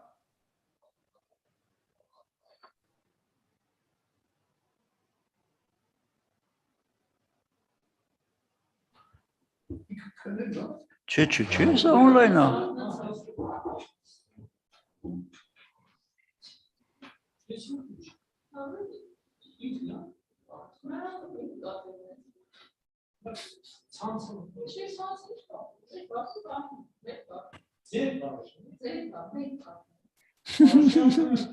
Че, ինքը պատմել է սեմինար արել։ Здравствуйте.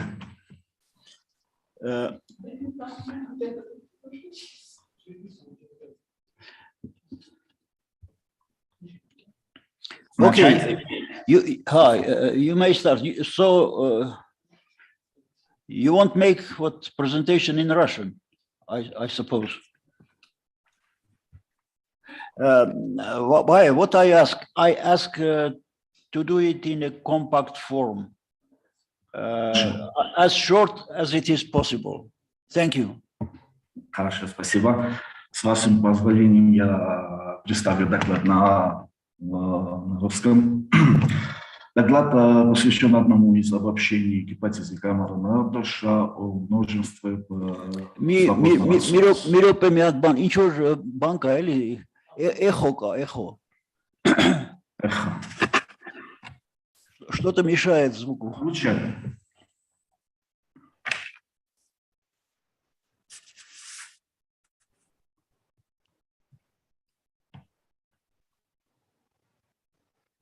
Слышно? Да, да, начните.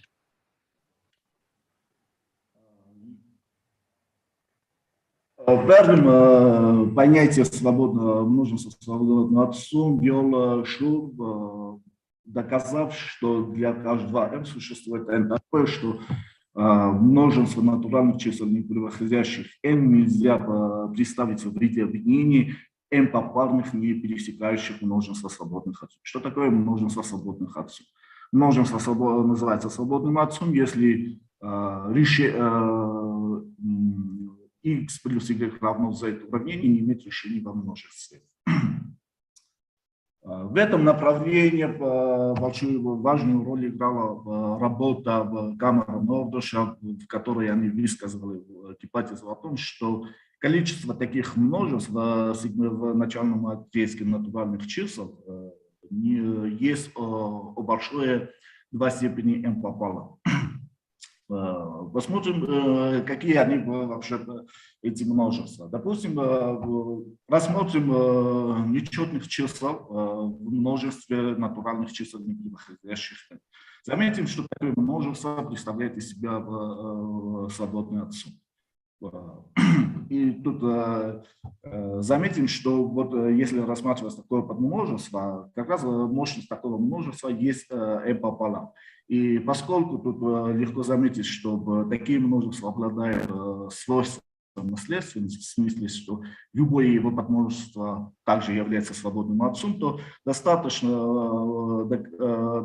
доказать, что такие множества, да, свободные отцом, максимальные по включению, максимальные по мощности, их количество достаточно маленькое. Ну, если это доказать, тогда легко доказывается, получается асимптотика логарифма или чистую асимптотику.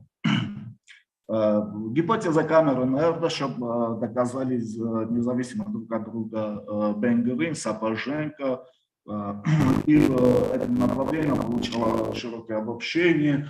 В данном докладе мы рассмотрим одно из этих обобщений. В частности, мы рассматриваем задачу количества наборов вабелевых группов, в которых не имеет решения уравнения x1 плюс x равно 0. Набор называется из подмножества вабелевых групп одинаково, называется К свободным от решений, если уравнение не имеет решений во множестве, в наборе.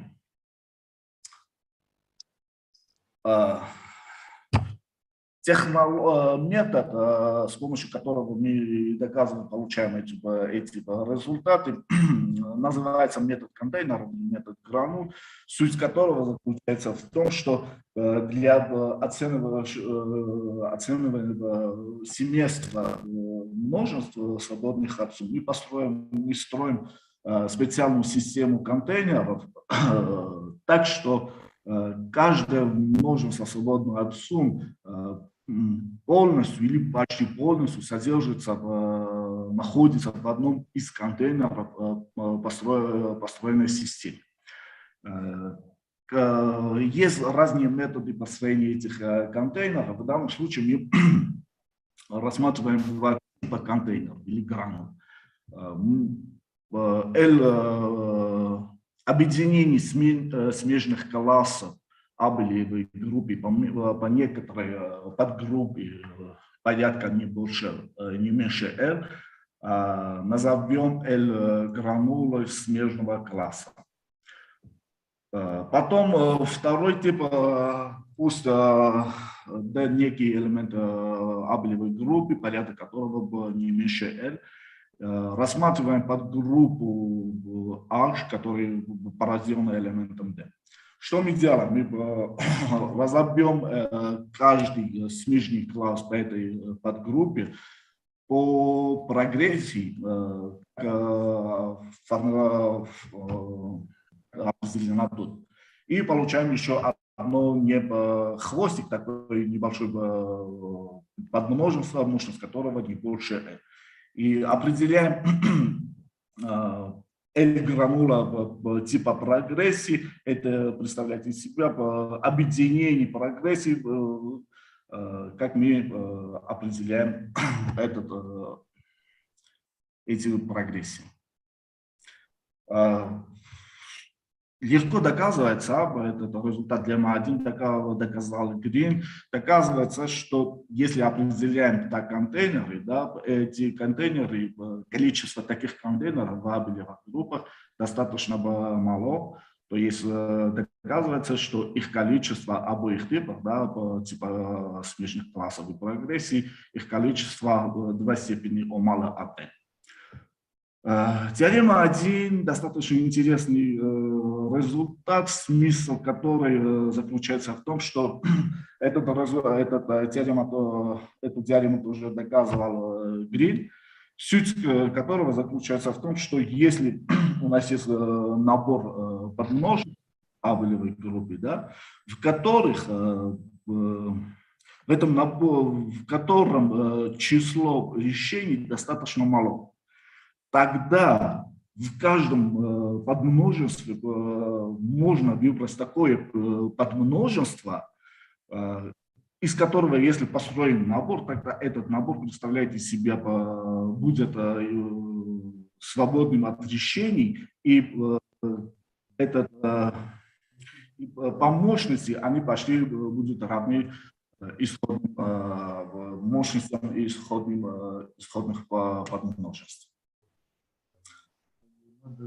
Следующая лемма, суть которого заключается в том, что для каждого подмножества из данного набора, набор, который является свободным от решений, ставится в соответствие одна гранула в смысле, что наше подмножество почти содержится в данной грануле, и набор из построенных гранул, число решений в построенном наборе почти мало от n.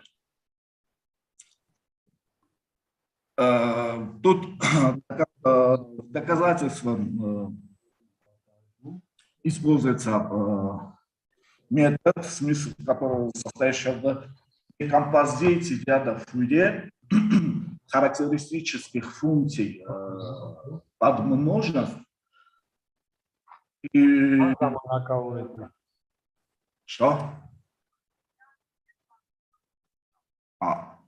Алло. Отлично, да? Garva meselesi.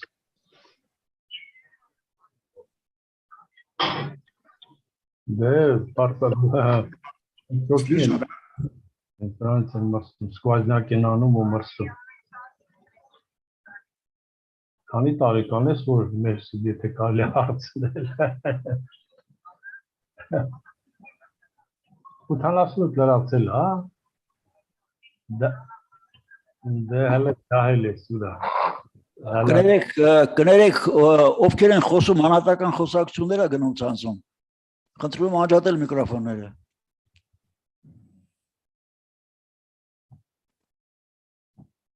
Продолжать.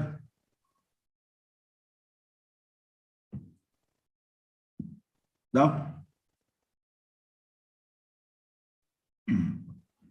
Շարունակի, Метод состоит в том, чтобы состоит в композиции рядов функций, характеристических функций подмножеств на куски по малым и большим коэффициентам функций. Потом доказывается, что маленькие коэффициенты функций не вносят большой вклад в число решений уравнений, а большие коэффициенты функций имеют специальную структуру, и их легко подсчитать, перечислить. Тут лемма достаточно доказательственно длинная, поэтому тут приведена лемма без доказательств. Следующая теорема иллюстрация метода контейнера. То есть мы что тут видим, что существует для семейства контейнеров такое, что мощность этого семейства достаточно мало от n. Для каждого набора свободных решений существует такой контейнер, чтобы наш набор является поднабором этого набора из этого контейнера. И в каждом контейнере количество решений уравнения мало от n. Ну, в данном случае мало от n степени k минус 1, если рассматривается как больше трех. Если уже тут уже доказательство этой теоремы, что мы делаем? Мы для каждого набора ведем по основной теме, строим соответствующие гранулы и строим вот это семейство, да, контейнер построим следующим образом. То есть для каждого множества берем вот этот гранул и объединяем вот данное множество. Потом легко доказывается, что мощность такого семейства достаточно мало от n, и в каждом наборе число решений уравнения тоже мало от n степени k минус 1.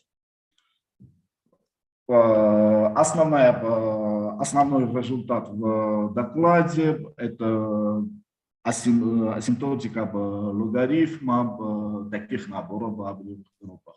Оказывается, что логарифм это числа наборов есть нюка плюс мало от n, где нюка определяется как сверху объединение множества подмножества наборов, которые являются свободным от решений. Также, что мы делаем, мы просто для каждого набора семейства берем по теореме Бикина, мы видели, что существует подмножество, из которого, если соберем вот этот набор является свободным от решений, и таких наборов, каждый набор является, для каждого набора существует контейнер так, чтобы вот этот наш набор является поднабором контейнера, и количество контейнеров мы видели, поскольку контейнер представляет собой совокупность гранул, L-гранул, мы видели, что количество гранул мало от n, 2 степени мало от n, отсюда получаем асимптотику логарифма таких чисел от множеств. Хорошо. Спасибо. Спасибо. Вопросы? Короткие вопросы. Лучше без вопросов. Ну что ж, мы план выполнили. У нас больше докладов нет. Всем спасибо и всем здоровья.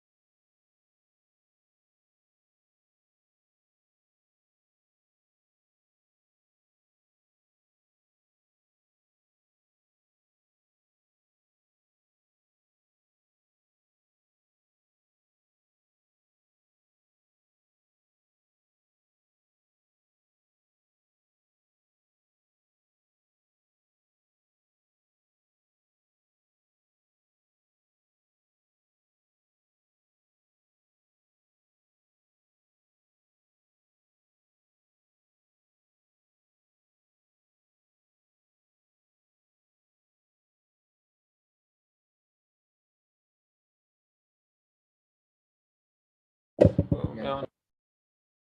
Das im Kalas Sechmat Paisa dort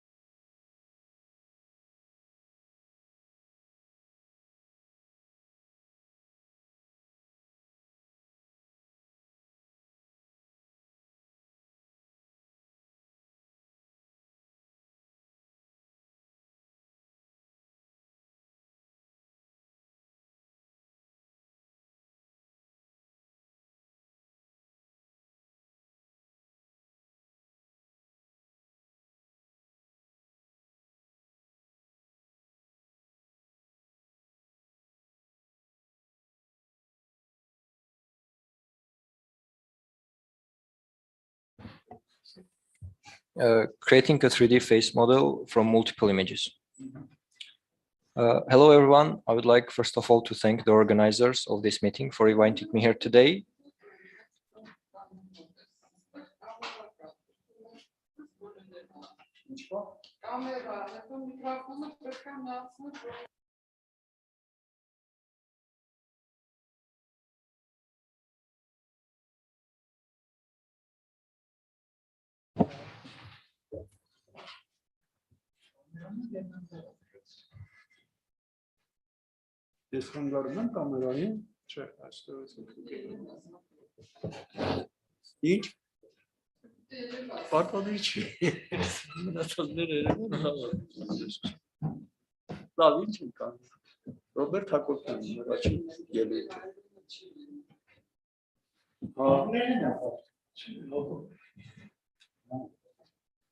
First, Robert Akopian creating 3D face model from multiple images. 20 minutes. Some of it, solid. Nici că încarci asă, nu.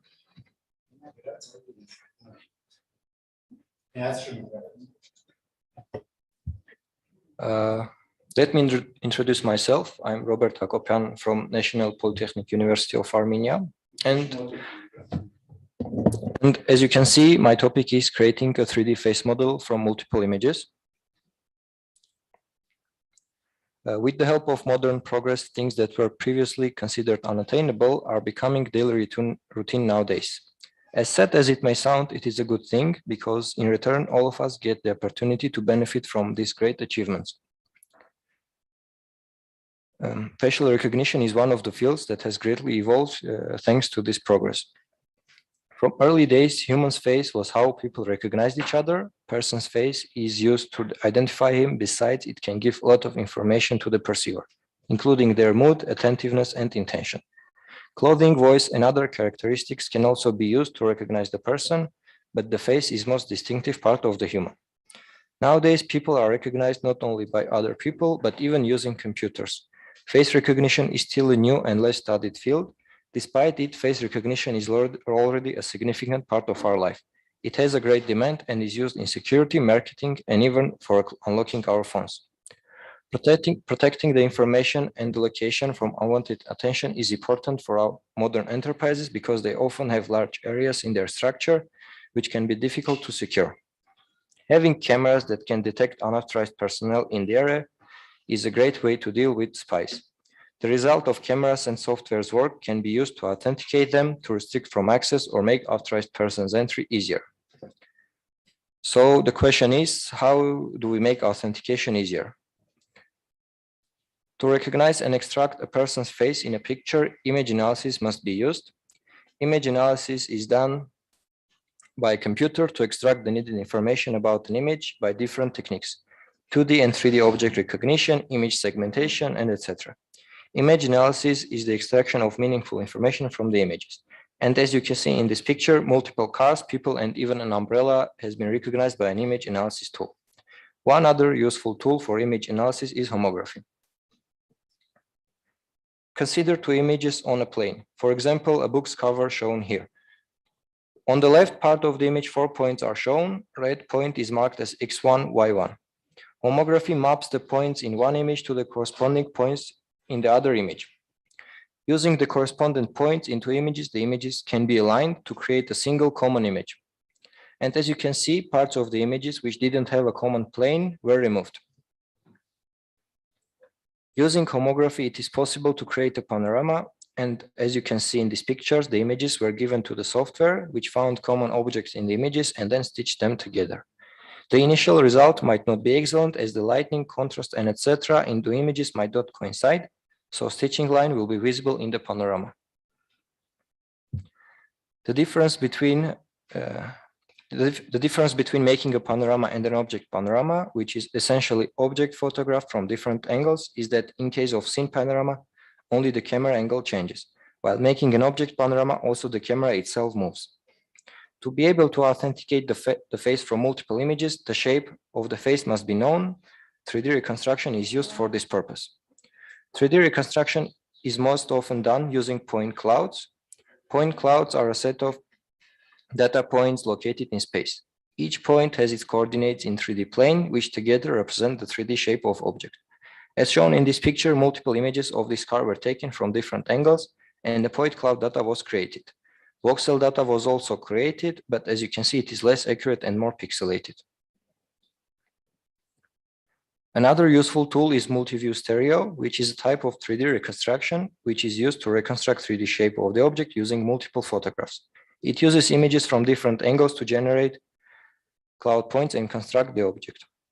All multi-view stereo algorithms expect a set of images and their corresponding camera parameters. The multi-view stereo algorithm's result will be as good as is the quality of the input images and camera parameters. The generic pipeline of a multi-view stereo algorithm is shown in this picture and looks like this. Image collection, then the computation of camera parameters for each image. After that, the reconstruction of the 3D object of the scene from the set of images and corresponding camera parameters. And after that, a reconstruction of the materials in the scene if possible. Photo consistency is the main signal in any multi-view stereo algorithm. It measures the consistency and agreement between the set of input photographs and camera parameters to make sure that all images show the same object. A mandatory requirement for photo consistency is that all images in the set see the same 3D object. But the problem is that to know if images see the same 3D object is to have the needed 3D object creating a circular dependency. To break this dependency, space carving is used. The invention of space carving was very influential in photo consistency. Given a 3D object partitioned into point cloud data, points that are not photo consistent are step by step removed from the result. As shown in this image, an object is photographed from different angles, and after each photo, the redundant parts are cut off from the 3D object. By using this technique, the system will be able to imagine what shape the 3D object has. To make this process easier, the background of the object in question might be made black or white to make the object recognition easier for the system. After these steps, we get to the final part. Throughout time, many different algorithms have been suggested. Two algorithms have been proved to be most effective: depth map reconstruction and point cloud reconstruction. Depth map algorithm takes a set of images and their camera parameters, analyzes the images, and converts the images into a finite set of depth values, then reconstructs a 3D object. Depth maps are effective for scene analysis and visualization, but it is difficult to create a 3D object from depth maps. Depth map loses quality if some parts of the object are visible only from one image or if there are depth discontinuities. Point cloud algorithm resolves these problems since it uses all the input images to construct single point cloud 3D object. Corresponding points from all the input images are collected into point cloud. When the 3D object is being constructed, the point cloud is used to place the points in the right places. Although some points might be wrongly correspond, creating minor mistakes in the result.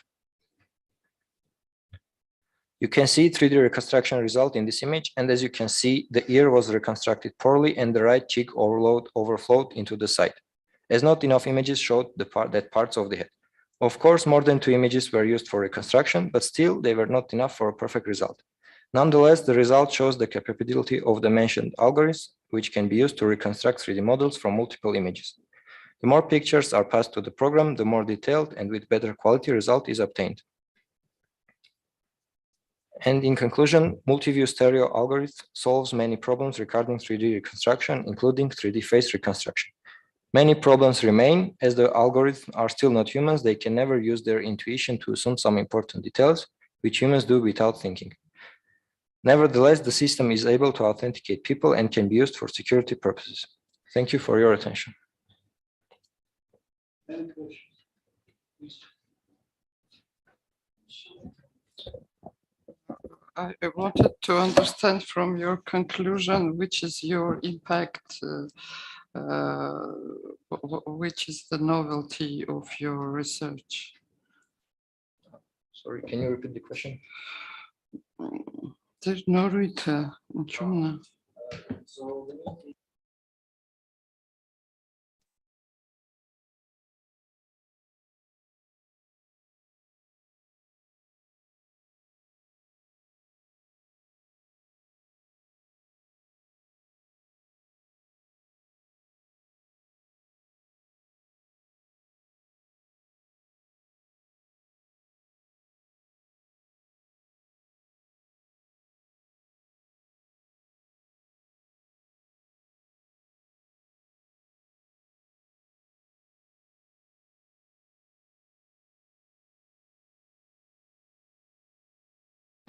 And what about the quality? Did you compare? If less cameras, then maybe the more defects or the quality is not so good.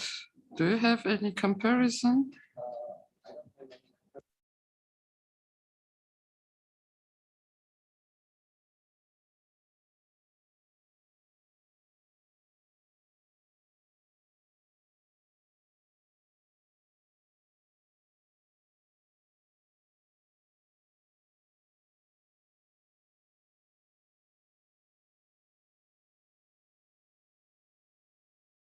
Well, then why you need a 3D model if it is for recognition only?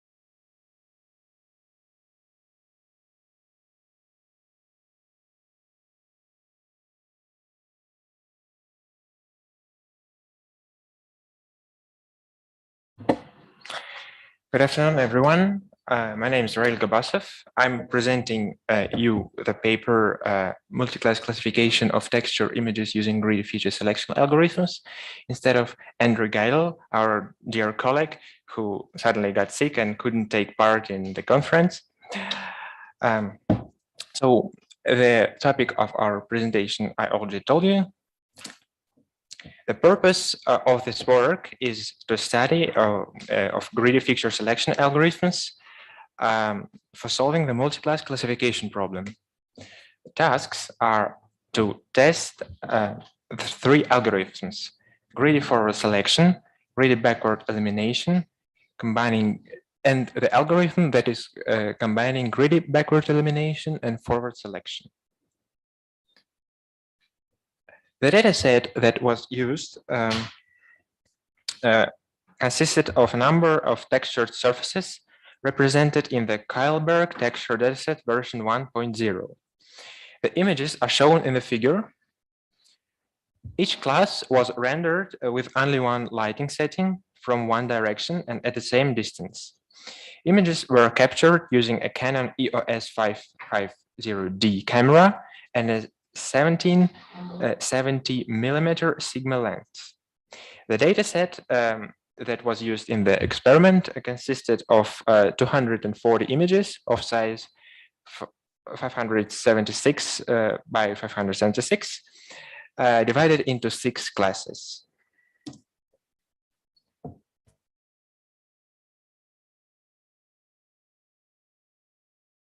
Sorry. The texture analysis was carried out using the Mazda software package. It's an efficient and reliable software tool for analyzing texture images. Compared to other free texture analysis software, such as KRES or LS2W, it provides a more complete analysis of image texture, like a characterization, classification, and segmentation. During the texture analysis, 298 features were obtained. On this slide, you can see the example of Mazda interface.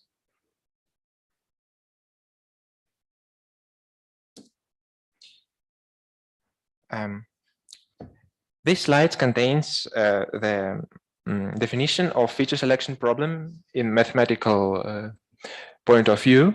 The selection of features is carried out in order to subsequently solve the classification problem. And here, by epsilon is meant a usual error rate. So here's the mathematical definition of error rate. As a classifier, random forest classifier was used. So yes, the task of feature selection again is to select a certain subset of features, Q, which is a subset from 1 to k of whole numbers, ensuring the minimum classification error epsilon.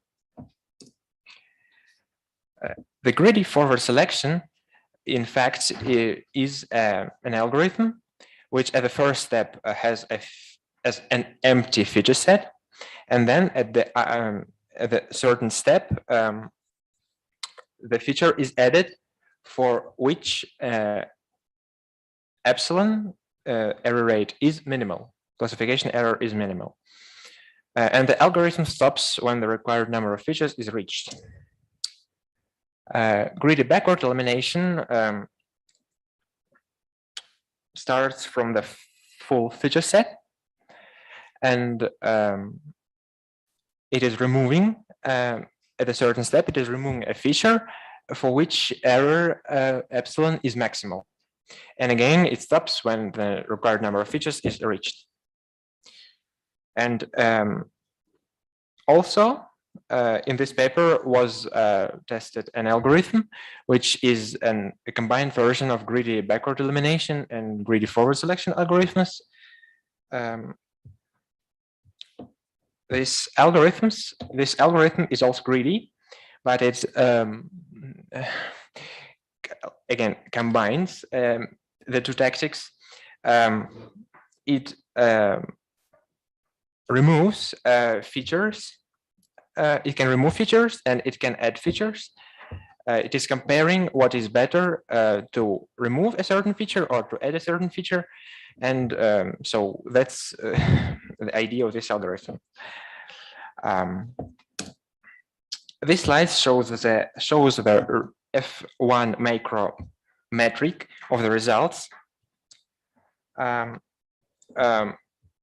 I would like to point out that there is a point which stands by the x-axis for 141 images, and it has F1 macrometric above 95%.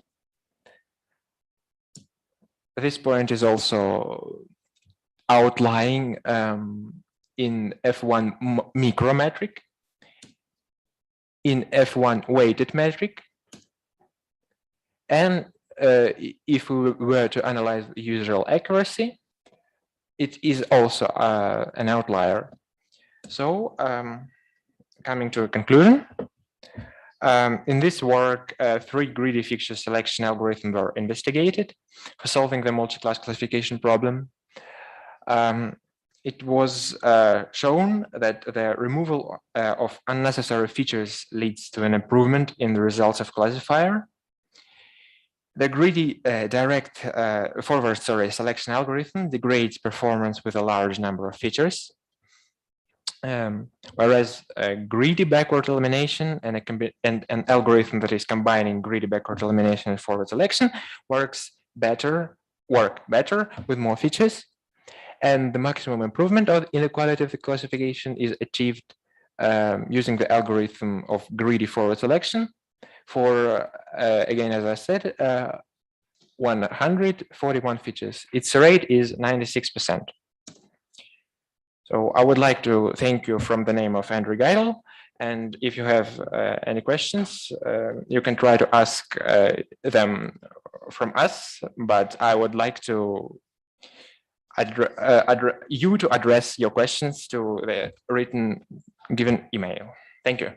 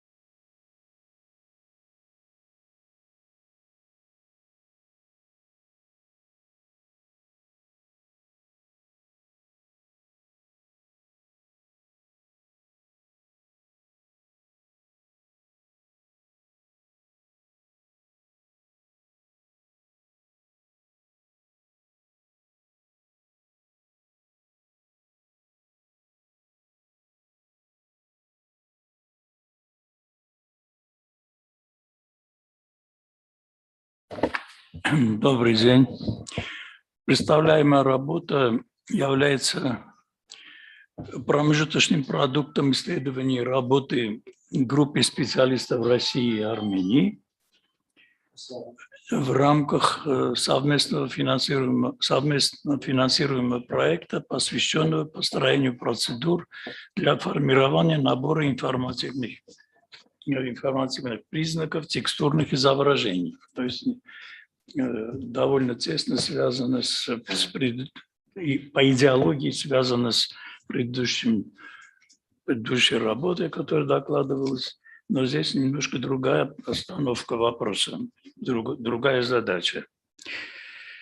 Контроль качества поверхности произведенного или производимого изделия является важнейшей компонентой в любой промышленной деятельности. Известно, что в силу различных причин и факторов качество поверхности этого материала произведенного может полностью или частично измениться в худшую сторону, зачастую приводя данное изделие в негодность.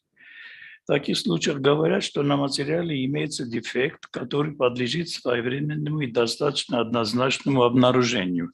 Я не сказал, но это очевидно, что почему о текстурах идет речь, потому что поверхность производимого материала, как правило, как раз имеет вид текстуры.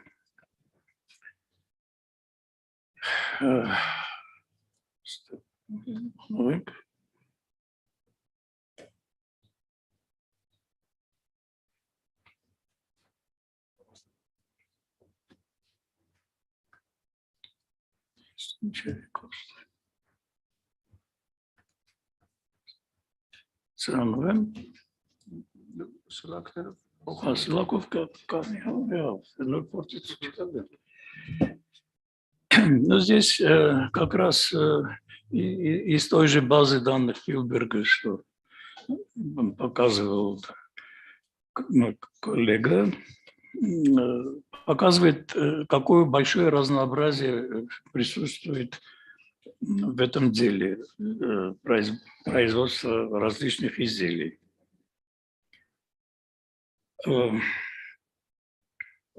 Известно, что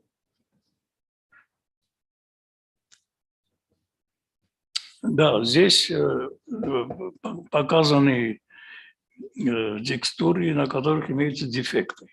И они тоже совершенно разнообразные бывают. Здесь просто примеры. Ну, известно, что наиболее распространенным методом обнаружения дефектов является визуальный анализ. В течение многих лет этим и пользовались. Однако в настоящее время с целью повышения точности и надежности решений применяются автоматические методы с привлечением современных методов обработки изображений. В настоящей работе мы ограничиваемся рассмотрением ситуации, когда текстура имеет определенную структуру, а дефект занимает небольшую площадь, вот как на этих примерах видно. И искаженную часть текстуры часто называют и аномалией.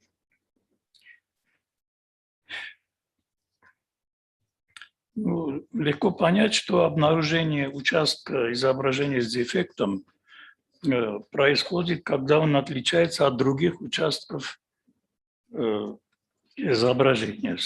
Ну и это поэтому напрашивается, вообще говоря, простая процедура поиска участка с дефектом, основанная на разумном сопоставлении различных участков изображения, всех участков изображения между собой и выбора вот этого аномального участка. Целью данной работы является проверка эффективности ранее предложенной и в разных задачах с успехом примененной процедуры использования структурных свойств изображения, которые которые основаны на градиентных методах. Ну, известно, что, ну, или очевидно, что одним из важных описаний текстурных изображений является градиентное поле, состоящее из компонент поля и магнитуды градиента.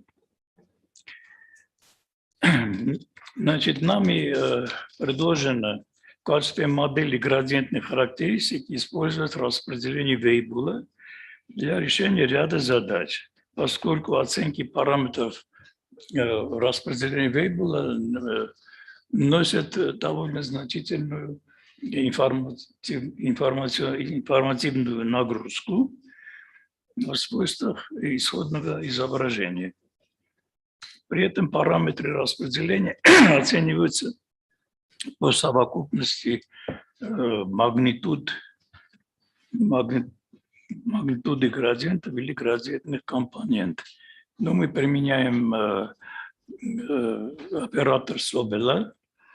В данном примере применяется простейшая модель, состоящая из 9 элементов. Но, значит, сейчас наши работы продолжаются в двух направлениях в этой задаче. Первое – это применяются и другие, более расширенные модели. соболевского типа. И другое направление, почему-то нас сейчас это привлекает, можно использовать распределение Райса, потому что в определенных постановках можно обосновать именно, что распределение Райса, оно даже может лучше подходить, чем распределение Вейбула. Вот сейчас эти работы в процессе, поэтому пока не могу рассказать о конкретных результатах. Теперь для иллюстрации работоспособности этого подхода, который здесь применен, и его преимущество относительно повсеместно применяемого среднеквадратического метода оценивания близости двух изображений, в частности ПСНР известный, рассмотрим следующие примеры. Быстренько просто рассмотрим. Да, здесь я забыл сказать, что вот здесь указан наш предложенный нами и используемый, как я сказал, во многих задачах, мера близости, мера схожести двух изображений. Там в этой формуле, в нижней части, принимают участие параметры распределения Вейбула для обеих сравниваемых изображений.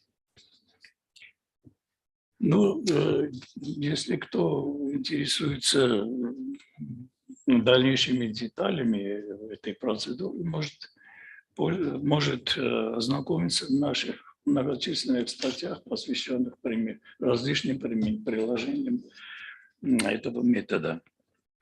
Но здесь мы просто можем привести несколько примеров содержательных применений. Первый пример – это процедура обнаружения дефекта, основанная на сходство или несходство изображений.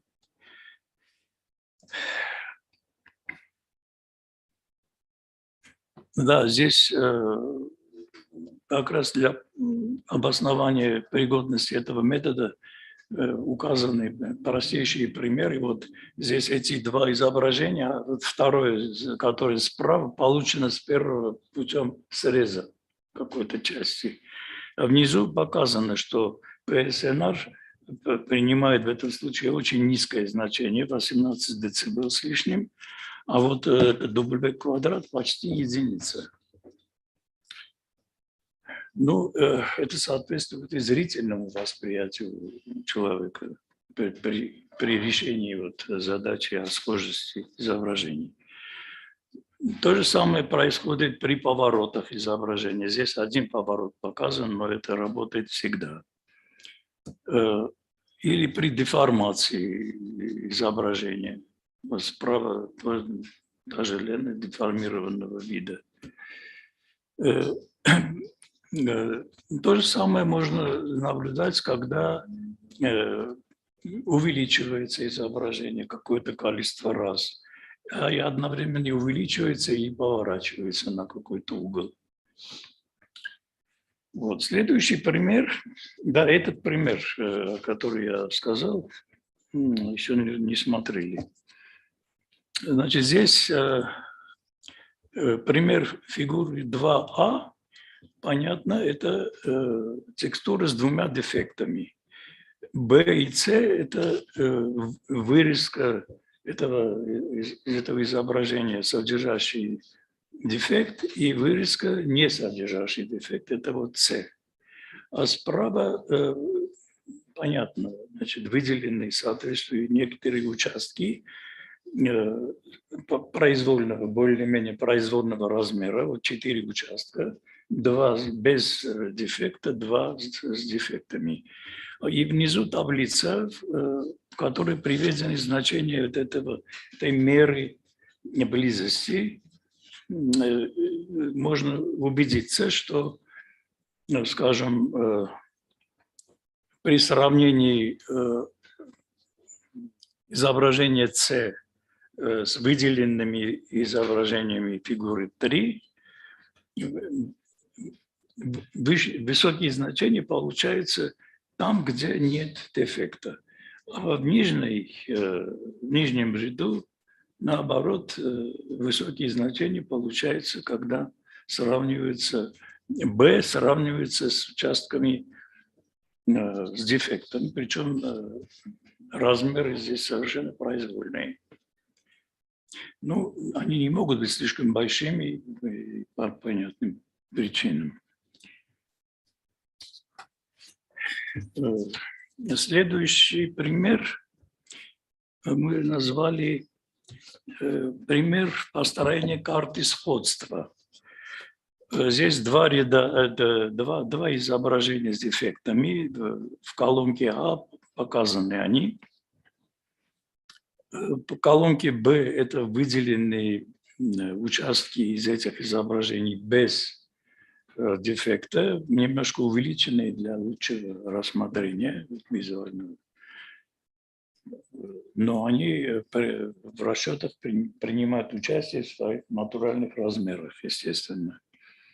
В колонке С приведена карта сходства. Карта сходства представляет собой изображение, получаемое в результате визуализации матрицы с нормированными значениями меры сходства заданного изображения с каждым попавшим под скользящее сканирование изображением. То есть вот изображение Б скользит по изображению А, и с каждым встречным изображением происходит оценивание сходства. И по этим результатам строится вот тривиальная визуализация, которая получается вот такого типа. Уже понятно, что этот метод действительно показывает тот участок, где расположен дефект. В колонке D, конечно, проведена бинаризация изображения из колонки C, ну, просто для лучшей иллюстрации выделенной части, которая, конечно, не точно совпадает с дефектом, который на изображении А, но, в общем, указывает на его присутствие и даже локализацию. Здесь немножко сдвинуто, но по другой причине. В колонке Е по той же матрице построена визуализация таким образом. Низкие значения обозначены желтым цветом, а при высших значениях иллюстрируются пиксели из исходного изображения, чтобы увидеть, какой вид имеет дефект. Не его бинаризованный образ, а просто в натуральном виде. Так, третий пример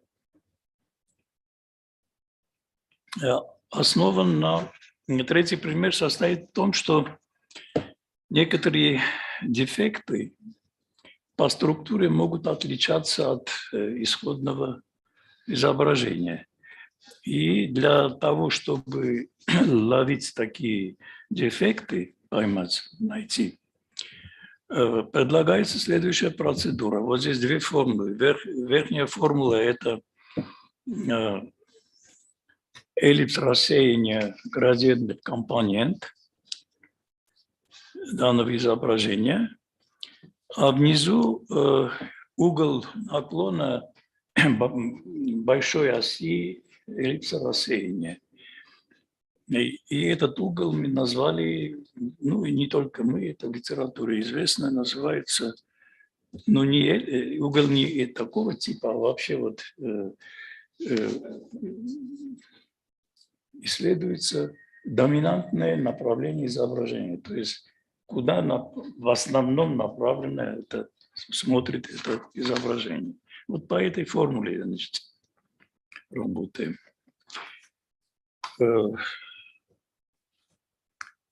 Вот здесь как раз пример. Слева показан пример, в котором есть дефект, у которого с отличающей структурой. Ну, процедура такая. Значит, делим значит, несколько шагов надо сделать. Сначала разбиваем исходное изображение на определенное число участков, не обязательно одинакового размера.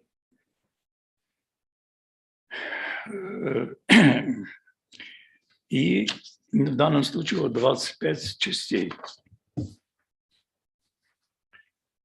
И для каждого участка оценивается угол доминантного направления вот этого участка. Что получилось в данном примере? Вот здесь приведена матрица значений угла ориентации каждого участка градусов. Мы видим, что вот в части с координатами 2, 4, 3, 4 эти углы довольно сильно отличаются от остальных углов. Там в основном там 2, 3, 4 градуса, а здесь 65, 16. То есть это указывает, что вот в этой части расположен дефект. Здесь возникает вопрос о размерах разбиения на участки. Конечно, если есть априорная информация, можно воспользоваться. Если нет, то предлагается просто многократно производить то же самое с различными размерами. Все. Благодарю за внимание. Если есть вопросы. А какое программное обеспечение вы используете для имплементации? Нет, сами создали программы. Это на C или на каком языке программы? Значит, при помощи моих аспиратов, значит, одни программы делают на Delphi, другие программы на Visual Basic, расчетные, много расчетных блоков, очень удобно. Спасибо.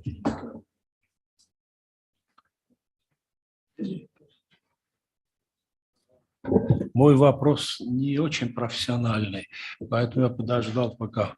Во-первых, два вопроса коротких. Первый, что означает вот эта красная полоса на слайде?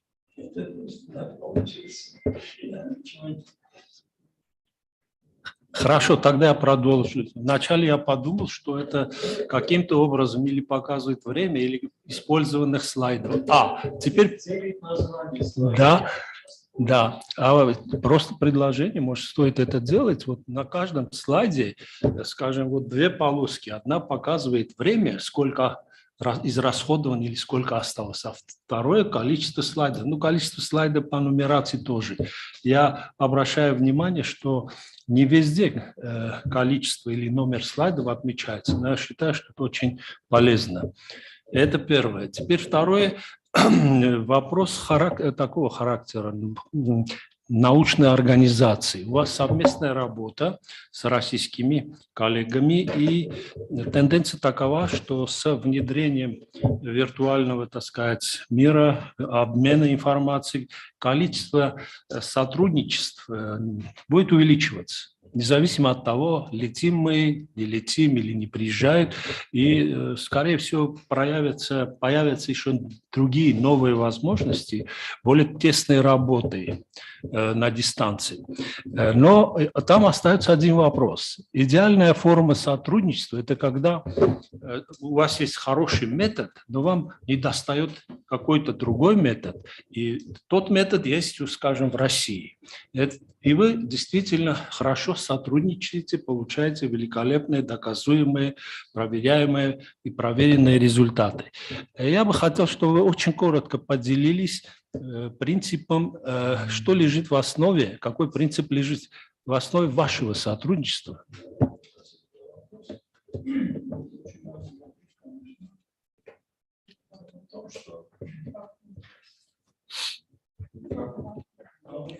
Поближе просто. Потяните. Да. Значит, мои коллеги в основном из Самарского национального исследовательского университета имени Королева.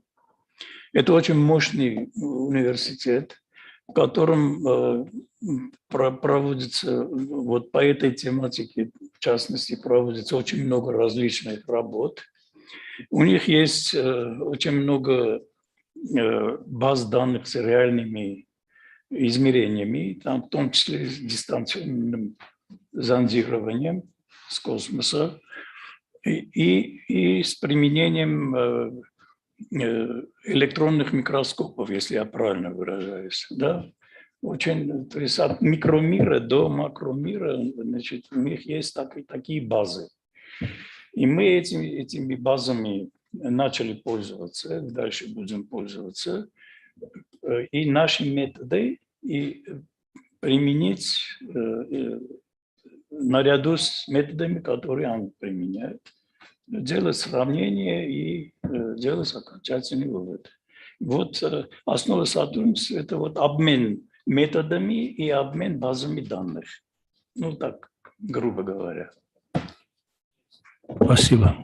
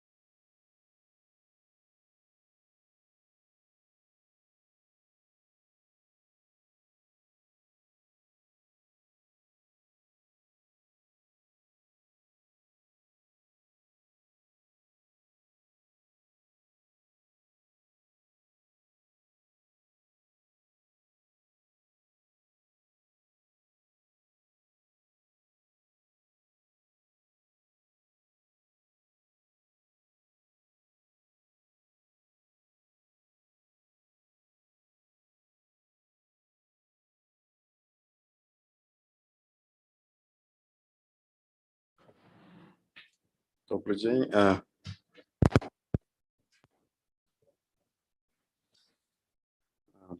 Я долго думал, на русском или на английском читать. Наверное, предисловие на русском, потом перейду на английский. Благодарю организаторов конференции. Изначально хочу сказать, что моя презентация отличается от других. Я сделал упор на применение, то есть на прикладную часть, убрал все формулы и алгоритмы. Я буду рассказывать об алгоритмах на просто на пальцах, так сказать, но в предыдущий раз в прошлом конференции все алгоритмы были предоставлены. Основная инновация задачи – это применение на реальной производственной линии. И инновация является в комбинировании различных алгоритмов, о которых я далее буду рассказывать. И наверное, перейду на английский язык. The theme of the presentation of the paper is defect detection of vehicle surface. So 2 words about myself. It's happened that I'm working in parallel at this Institute of automation problems. And in parallel, during my life, I was working several commercial organizations, hopefully again working on image processing. And like the last company is former National Instruments, now it's called NI, and you can see the background of the presentation is corresponds to my commercial company, but in parallel, I am working here in this institute, and usually I try to combine the theoretical algorithms and practical implementation. My advantage is that I can work on the in real life with real companies in real industrial automation, and maybe I can see some aspects of the challenges, some difficulties where from the theoretical side it is not visible. And I decided today to tell you about these aspects and to maybe to understand or to come to one line and to understand where we should take our attention on the theoretical part. By the way, so this implementation is very similar to what's said till now, like it was a defect detection, and the algorithms, some of our algorithms are very similar. So about the application is really an application in automotive area, and just it is a production of automotive component, vehicle parts. So one of the difficulties at the beginning, it was that these automotive components sometimes are very big, very huge, and one camera cannot see the whole component, and it is needed to have several cameras. And having several cameras, we have an additional software challenge, we should combine these images, stitching problem. And so during solving of this task, we tried to work on it, to implement several algorithms. And also the main aspect, we tried to solve the problem on the hardware layer before coming to the software algorithms. So here you can see that it is supposed to put 4 cameras on the production line, and finally we put 3 cameras. And the task was to detect the defects. Actually, they can be several kind of defects. One is just it is missed part, it's just blank folding, which is not allowed. So the automotive component should fit totally to the real, let's say, golden template. It can have some defects. This right side, you can see that the edge is damaged, but it is allowed to have up to the 2 millimeter jam size. So it can vary. So we have here not critical stuff. And at the bottom of the slide, you can see the images coming from 4 cameras. Here, like at the beginning, we can think that it is needed to stitch these images somehow. But as I said, we try to solve the problem on the hardware level first. And what we did for it, we put on the production line additional, let's say, dark dots you can see on the bottom, to help the software to detect where is the production line by itself and where is the car component, automotive component. Yeah. So maybe if we go back, so here we have actually two problems regarding stitches. One is the vertical alignment. Another is horizontal. So consider that the production line is moving on, and this vehicle component is moving on that production line. So by having camera photos, we see one direction. So let's consider it's going from bottom to top. It is vertical direction, and these 4 cameras are connected together. So if these camera positions are fixed, actually we are solving horizontal alignment. So we know each field of view of each camera, and we can know the vertical position of each pixel of each physical physical, let's say, I would say, physical part of the production line. So, for example, we know so that the right side of the first pictures corresponds to the middle vertical column of the second image, etc. So, this is how to solve the horizontal alignment. And vertical alignment, it means that it could happen that some camera will do the acquisition earlier than the other camera. Also, it is possible to solve on hardware level. How it is done usually, it is used a trigger signal when it see the components coming to the production line. So it gave the same trigger to all the cameras to shot on the same time. Anyway, even having this trigger, sometimes it can happen that due to some delay, some jitter, and so this vertical alignment can be different. That's why we created some dots, and we looking to these dots, we understand where exactly made the shot, where we did the shot. If it is differ to the second camera by 1 pixel, it could happen. And how we detect usually these dots, we use particle analysis, and here illustrated how it is done. So later I will tell in details. So in general, when we have a grayscale image, we come to the binary level where there are only ones and zeros. So red part it is ones and black part is zeros. And we find like connected elements, connected pixels, and construct the particle from connected pixels. There are several technologies like 4 direction, 8 direction finding. Another aspect which is also very important when we do industrial automation, that is illumination actually. And here in this slide, you can see the problem that can come from illumination from the light. So for example, on the left side, if the light is very like strobe light, we can have a reflection from the surface. And usually like in this task, the automotive component have metallic, they are metallic and they have a reflection, very big reflection. So we need to carefully select the light. Usually we are choosing the matte light or uniform light to have the next image you see, so to be able to remove the reflection. And also exposure is very important, and you can see in these 2 images that one the exposure is bigger, and we can see normal image in the right side. Due to small exposure, we can't see anything.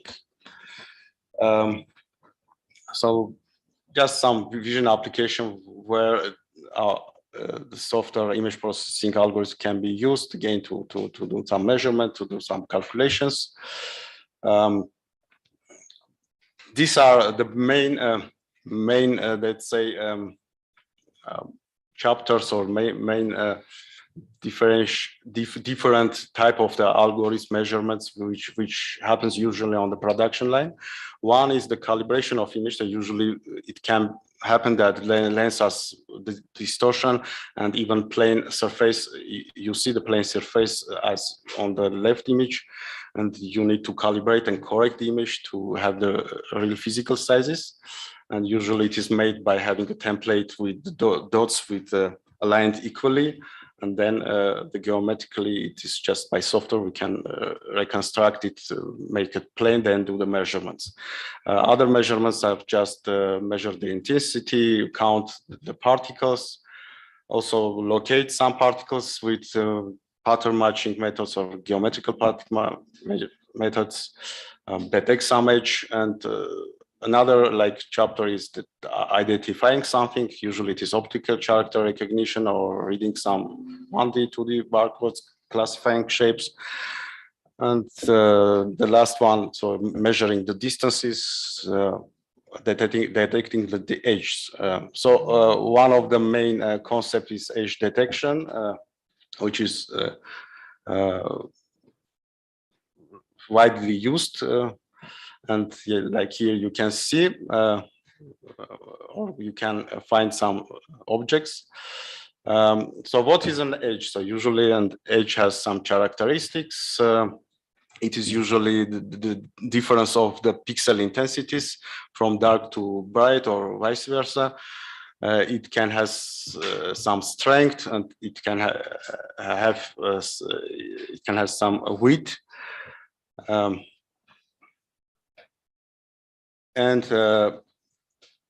But in general, not only just these characteristics are good to know. So here on the top, you can see that like rising edge or falling edge, depending it is from dark to bright or from bright to dark. Also, there is some character which is the direction of the edge, and usually by saying edge detection, you can so someone can consider just one line profile, but usually it is not enough. On the bottom side, you can see that there are several line profiles. What is a line profile? It is this blue part which just is finding the edge. So the let's say the vector which is considering the pixel intensities in the blue direction. So in the left image, you can see that it's just our straight lines, and what we found is again straight line with red, and the pixels we found it is with yellow. But usually there are good to have other tools, not find by straight line profile. On the second image, now you see that it is curved. So it is the direction is using arc and curve. What we found, it is direct straight line. On the third image, it is vice versa. So direction finding directions are straight lines with blue, but what we found, it is a circle with red.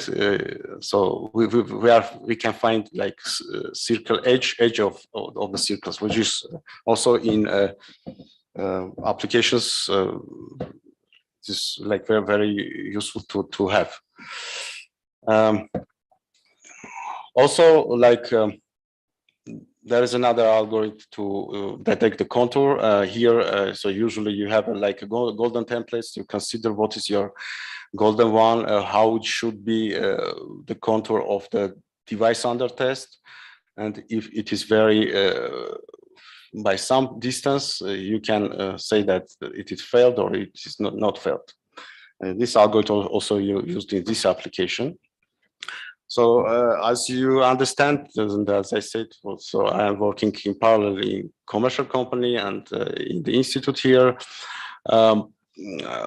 Here you can see that the hardware and software which I use.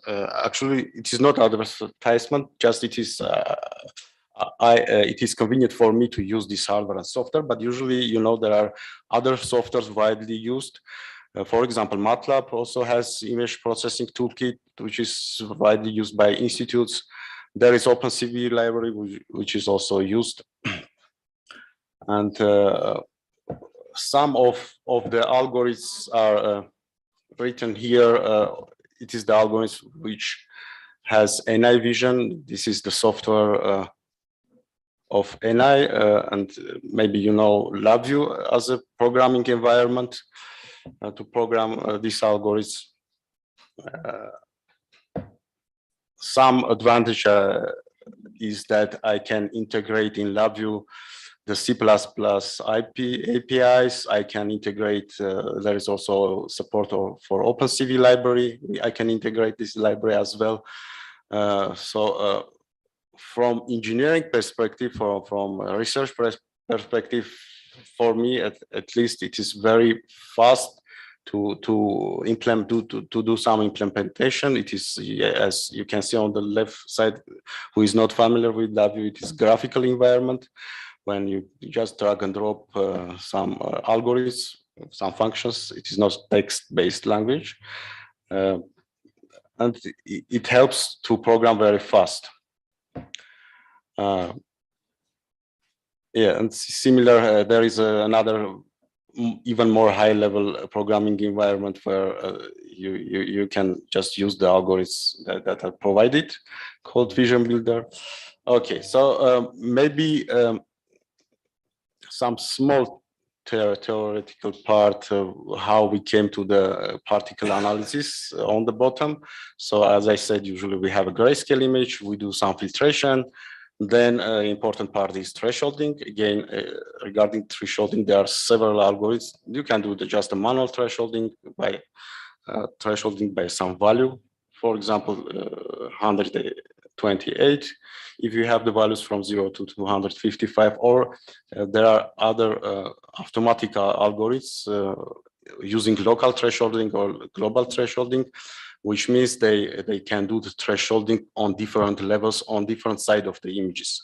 And at the end, we are getting the last image on the right. Then we can do some filtration on binary level, or later we can do particle analysis by consider several kind of directions, like 4-direction or 8-direction finding.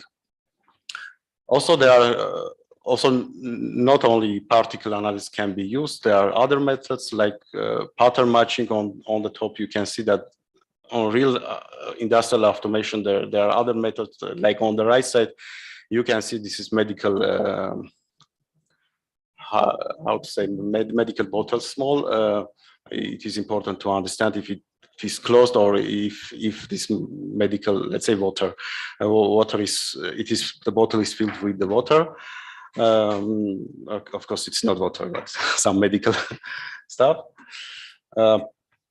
Here I will illustrate also some examples how really it works. On the left side, you see a golden image. It is golden template, and the treated on the center side is treated one, which is compared with golden one. Then by having difference of the contours, we can find where the effect is located. Another interesting algorithms widely used, it is geometrical pattern matching. The methodology is to learn a different, so you can first you need to learn different patterns. Here are 3 patterns: bracket, plate, and hanger. Then it is just a one-time job, one-time learning, very similar to machine learning, but this classification was like 20-30 years before the machine learning came as a hype. And you can see here in this image that the algorithm can locate every pattern which is already learned. Similar stuff is like pattern matching based on the intensity, not on the geometry. And also another stuff, again, particle classification, which was before the machine learning. Again, considering the binary level algorithms, which is just a differentiation of the particles on the binary level. You can classify the objects and locate them with different classes. That's it. Thank you for attention. Questions?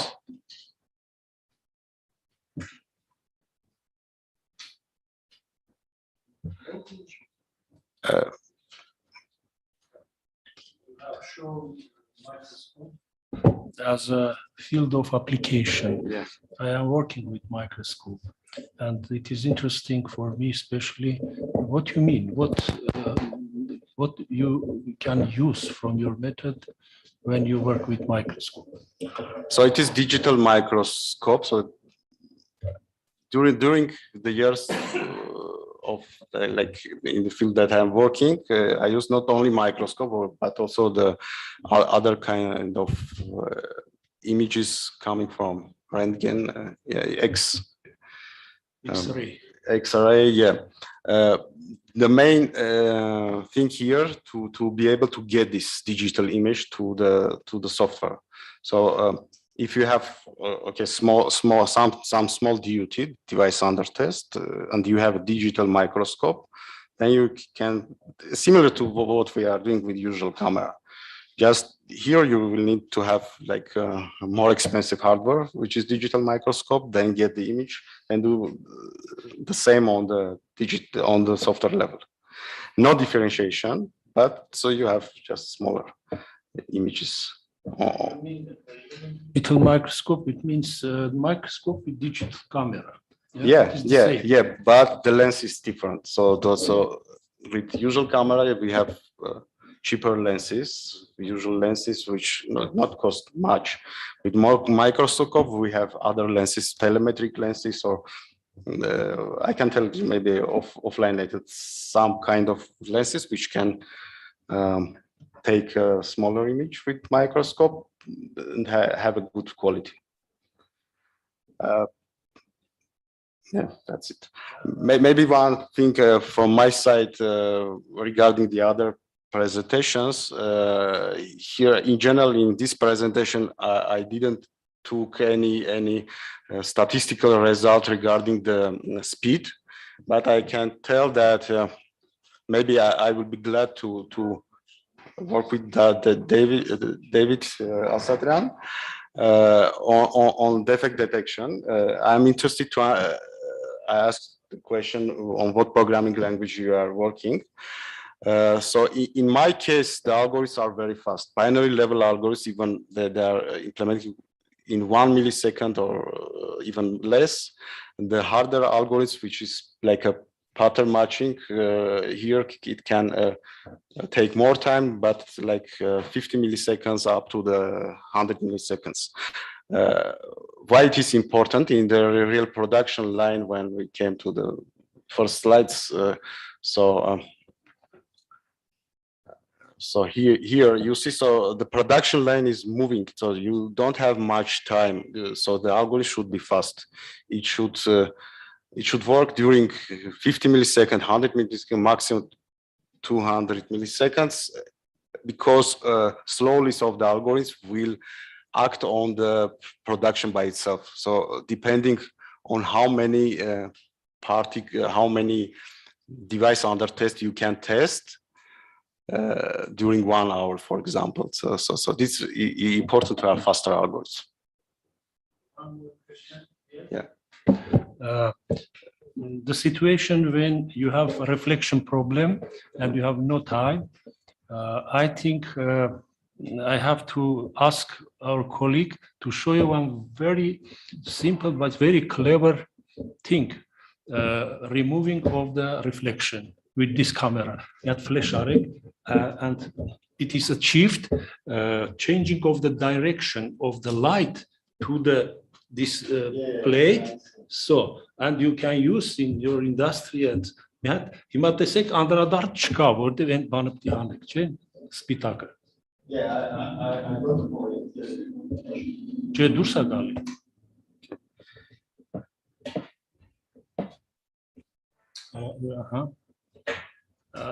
I was interested, and yesterday I have asked it, what is this? Չէ, բարձրացրեք լիներ, էնի։ Հիմա մի հատ ֆլեշ արեք։ Պարզապես մի հատ ֆլեշ, չէ, սպիտակը պետք է բարձր լինի եւ դե լավ, եթե չի ստացվում ոչինչ։ Yeah, I got your point. Actually, it is widely used in production. So the point is that the camera view and light should have different angles, what you are saying. And even more, maybe it is good to have the lights from different angles. So usually when you have not plain surface, but some, how to say, 3D surface, so you could have a shadow. So it is feasible like to have at least 2 lights from one and other direction to remove the shadows, the shadow effect. I have remember a photo studio. They have zone spitak lersa. In this way, they avoid of shatten or shatten German Thank you.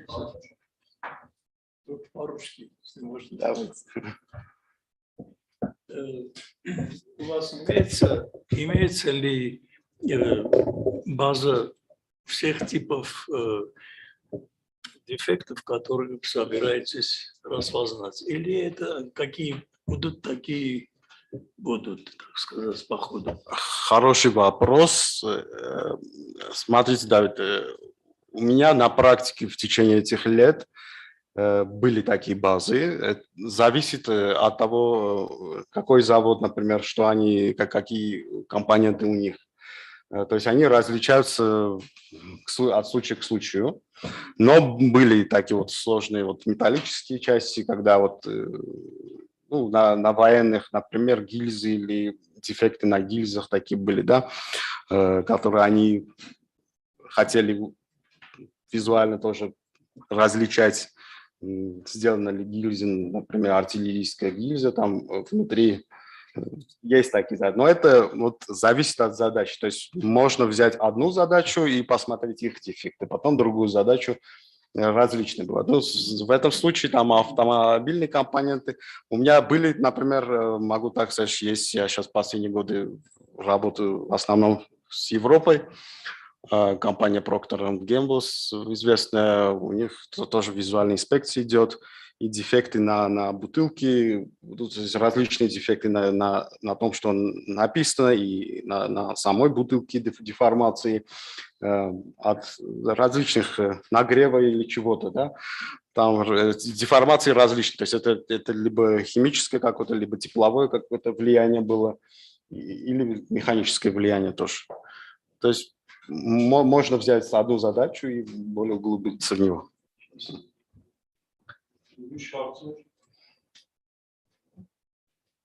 Спасибо.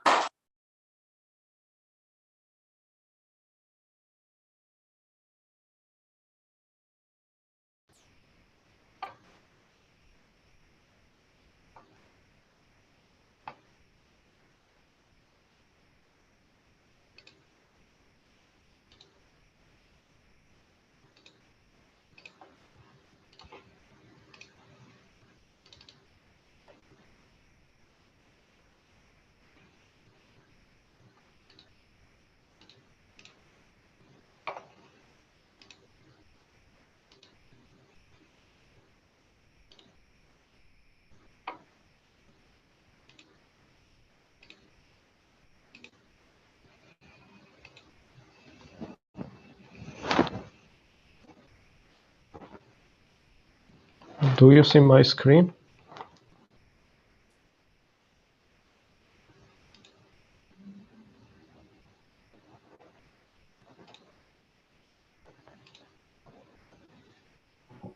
Yes, we see. Okay.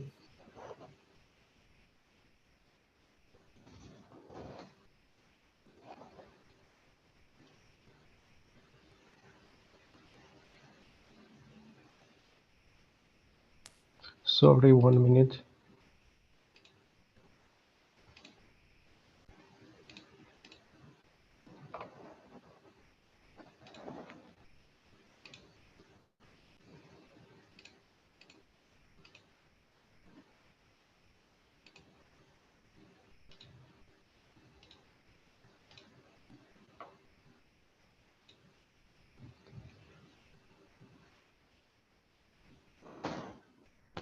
Is it visible? Yes. Yes. Okay. So, hi, my name is Misak Sohoyan. I am a second-year PhD student at National Polytechnic University of Armenia. I will present our paper named Single Image Joint Motion Deblurring and Super Resolution. The presentation is divided into the following 6 parts: introduction, related work, our proposed method, implementation details, obtained results, and we make conclusion in the last section. Motion blur is one of the most commonly arising types of artifacts when taking photos, especially when images are taken in a moving environment or with camera shakes. One may end up with results suffering from motion blur, and the goal of deblurring is to recover a sharp image from a blurred image with necessary edge structures and detail. Single image super resolution is a task to generate high resolution image from a single low-resolution image.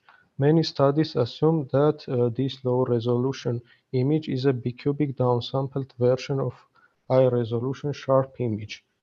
But in real world, the low-resolution image can be degraded by other factors, such as motion blur. So in this case, the blurring problem should be addressed also. In this work, we address the problem of recovering the high-resolution sharp image from a given low-resolution motion blurry image. We consider the case of 4 times upscaling. The classical approach to upscale images is using interpolation techniques such as bicubic interpolation, but as it is shown on the slide, this simple method is not able to handle motion blur effects. The joint method of single image super resolution and motion deblurring is beneficial for a wide range of applications, such as surveillance, object detection, face detection, object tracking, etc. For example, as it is shown, the motion deblurring significantly increases the probability of detection, and new objects are detected on the blurred image compared to motion blurry image. There are 4 approaches to upscale motion blurry image. Use only super resolution technique, or deblur the image first, then apply super resolution, or apply super resolution followed by motion deblurring, or address the motion deblurring and super resolution problems jointly. Our experiment showed that applying only super resolution method or super resolution method and deblurring method sequentially fail to handle the motion blur effects well, as it is shown in figure C, E, F, and G. We show the entire image first and zoomed in version for a particular region below, shown in red rectangle. Instead, the GFN method and our method jointly solve the motion deblurring and super resolution problems within a single network. As can be seen, our method produces expected results and achieves significant improvement over the other methods. We conclude that it's essential to address the deblurring and super resolution problems jointly within a single network. Now let's talk about the existing state-of-the-art joint approach, GFN. Zhang et al. Proposed a dual-branch architecture called GFN, Gated Fusion Network, which is based on deep convolutional neural networks. The first branch here performs motion deblurring, while the second branch extracts features for super resolution problem. The extracted features are fused by gate module and then fed to the reconstruction module, which enlarges the spatial resolution of input image 4 times. However, they use dual branch architecture, extracting independent features for deblurring and super resolution problem, which is considered as suboptimal. Also, their method fails to recover enough sharpness for some cases, as we will see later. Instead, we propose a single branch end-to-end pipeline for joint single image motion deblurring and super resolution task. Our method significantly benefits from propagating the motion deblurring features to the subnetwork responsible for super resolution problem. Experiments show that our method outperforms the existing state-of-the-art solutions, both quantitatively and qualitatively. Now let's talk about the existing state-of-the-art motion deblurring method, which is also based on deep convolutional neural networks. Zamir et al. Proposed a multi-stage architecture called MPRNet.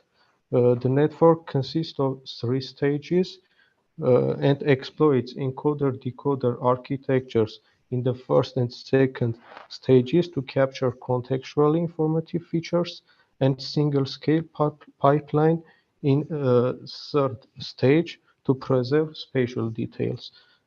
Supervised attention module shown in green boxes is plugged between stages to propagate only the useful features to the next stage. In the last stage, the original resolution subnetwork is used to generate spatially enriched features and contains channel attention blocks or CABs in short. The CAB module aims to refine the input feature map by suppressing less informative features and amplifying more informative ones. It calculates channel attention array shown here, where only one weight corresponds to each feature channel. Then the obtained channel attention array is element-wise multiplied with the input feature map to obtain the refined feature map. As it is shown in this example, MPRNet effectively removes motion blur from the blurry input. This network achieves state-of-the-art results not only in motion deblurring, but also in image deraining and image denoising problems. So therefore, it extracts informative features for image restoration tasks in its deep layers. And in the other hand, the super resolution problem can also be considered as a problem of recovering image details, mainly textural and structural details. So here we conclude that the features extracted by MPRNet might be useful for this super resolution problem. Thus, we propose single branch network architecture for joint motion deblurring and super resolution problem. We use single branch architecture by propagating features extracted by MPRNet to the super resolution subnetwork compared to GFN network discussed earlier, which uses two branches for deblurring and super resolution. Our proposed network consists of three parts: MPRNet, feature transformation, and reconstruction module. First, we suggest reusing motion deblurring features extracted by the hierarchical layers of MPRNet for image super resolution. Then, in feature transformation module, we refine features extracted by MPRNet with CAB blocks to amplify the more informative features for super resolution problem and suppress the low informative ones. We use three CABs to refine features generated by all three stages of MPRNet. Then we concatenate them channel-wise, apply convolution layer, and feed to the reconstruction module. Then we propose a reconstruction module that enlarges the spatial resolution of input image 4 times. Our proposed reconstruction module is similar to the reconstruction module of GFN network discussed earlier, this part. The reconstruction module used in our method performs 4 times upscaling using the transform features.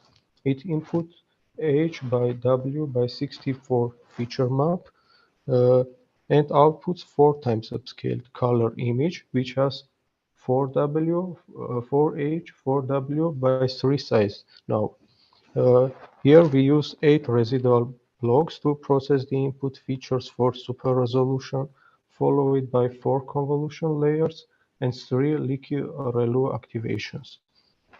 2 pixel shuffling layers are used to upscale the input images 4 times. We use GoPro dataset, which provides blurry and sharp image pairs. To derive our training dataset, we crop image patches and bicubically downsize them 4 times to get low resolution blurry images. So we get a triplet of low resolution motion blurry image, low resolution sharp image, and high resolution sharp image, which is 4 times greater than the low resolution one. Here we generate about 100,000 training triplets for the training. Our loss function is the summation of super resolution and deblurring losses, where alpha is a weight to balance the two loss terms. Deblurring loss is calculated for each stage of MPRNet. As we have seen earlier, each stage of MPRNet outputs low-resolution deblurred image in our method. We use carbon-air loss and edge loss within the deblurring loss, and we use NSCL loss to calculate loss for super resolution. ADAM optimizer is used, and our network is trained 23 epochs. Here we show final quantitative results using three metrics: PSNR, SSIM, and LPIPS, and the network parameters. As can be seen from the table, the various combinations of super resolution and deblurring methods do not produce good results. The state-of-the-art method GFN produces significant improvement over the simple methods. Instead, our method exceeds the GFN results in three metric, but it has more parameters compared to GFN. Here we show qualitative results. As it is shown, our method removes blur effects and produces improved results compared to latest state-of-the-art GFN method. In this example, the car number digits are recovered more precisely from the blurry low-resolution input, and compared to GFN method, we achieve significant improvement, and our result is much close to the original high-resolution image. In the following example, our method recovers the edges of the floor more precisely compared to the GFN network, and our result is much close to the ground truth high-resolution original image. And in the last example, the car wells and the vertical lines of vertical line between two windows of the car are recovered more precisely by our method compared to GFN method, which here has some artifacts. So to sum up, we proposed a single branch end-to-end pipeline for joint single image motion deblurring and super resolution task. Our method significantly benefits from propagating the motion deblurring features to the subnetwork responsible for super resolution. Experiments show that our method outperforms the existing state-of-the-art solution, both quantitatively and qualitatively. Thank you. Now I am open for questions.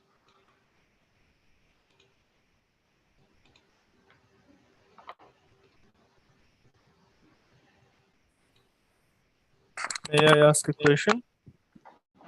Okay. Yeah, so you showed that combination of these methods, so the joint method, give accuracy improvements. How does it affect the performance? How does it affect the runtime performance? Okay. The first question, how to pronounce what? He want to first. Excuse me. Yes, about the runtime, the discussed method here are implemented on different frameworks. For example, our method has been implemented on the PyTorch framework. The ADSR super resolution method has been implemented on MATLAB framework. So it will be not correct to compare them using the runtime. That is why we have listed here the parameters of each network. And compared to GFN network, our method has about 2 times large parameters. So in the GFN paper, it is stated that their method has about 15 FPS, 15 frame per second runtime. So we can conclude that our method will achieve about 8 frame per second runtime. Does it sound good to you? Yeah, thank you. Thank you too. May I ask? How Okay, to I listen you. First short question, how to pronounce your family name? Sahoyan. Sahoyan. Sahoyan, thank you. I have understood that your method helped when the blurring shows, blurring belongs to the object which was moving in one direction or one coordinate. Եկու ուղղությամբ շարժվող օբյեկտի ուղումներ է կանում։ Now comes the real question. In case of the complex movement of object, for example, some circumferential or convoluted, are you able to make clear such pictures? And the second part of this question, I see a very large commercial future of this method. Have you any success or suppose or suggestions in this field? Okay. Your first question about the motion blur. For example, in this picture, we have very complex non-uniform blur. For example, these people moves to the left, these people moves to the left, this one to the right, and plus to this, our camera can be shaken during the exposure. So our method recovers the sharp image, taking into account the non-uniform blur. That is via GoPro dataset, which I have listed there. GoPro dataset is a dataset which is generated using short videos, and that short videos are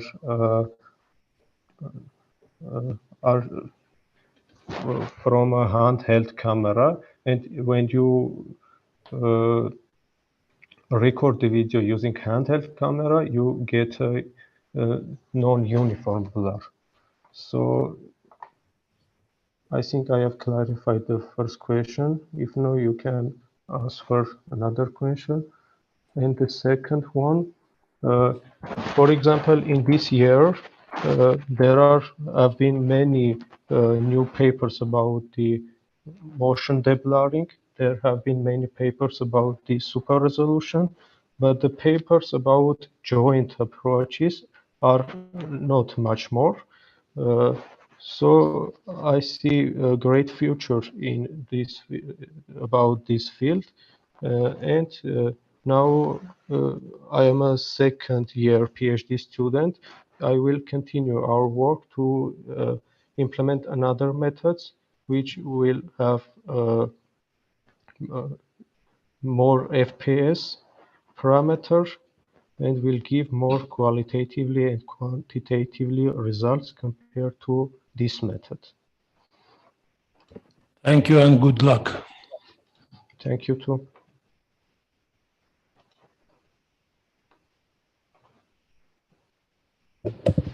Я на русском языке можно? Да. Да. Меня интересует, какой перед тем, как восстановить размытие, там, уменьшить, вы оцениваете степень размытия? Если да, то каким методом?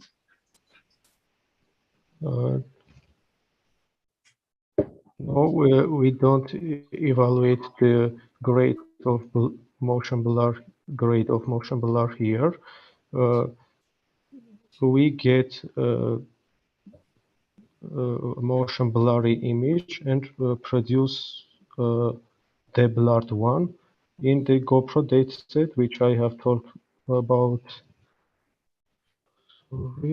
here. GoPro dataset has a complex blurred images, and it doesn't assume simple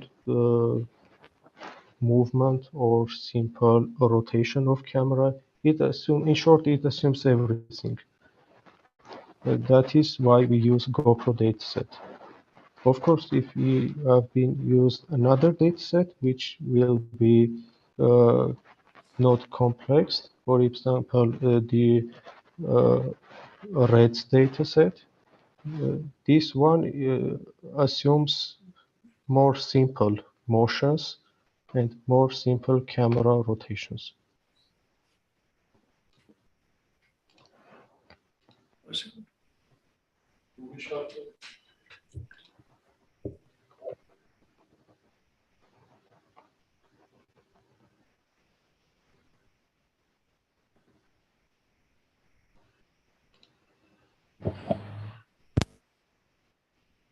Միացավ որ շնորհակալություն լսում եք հա ինքն լսել Thank you.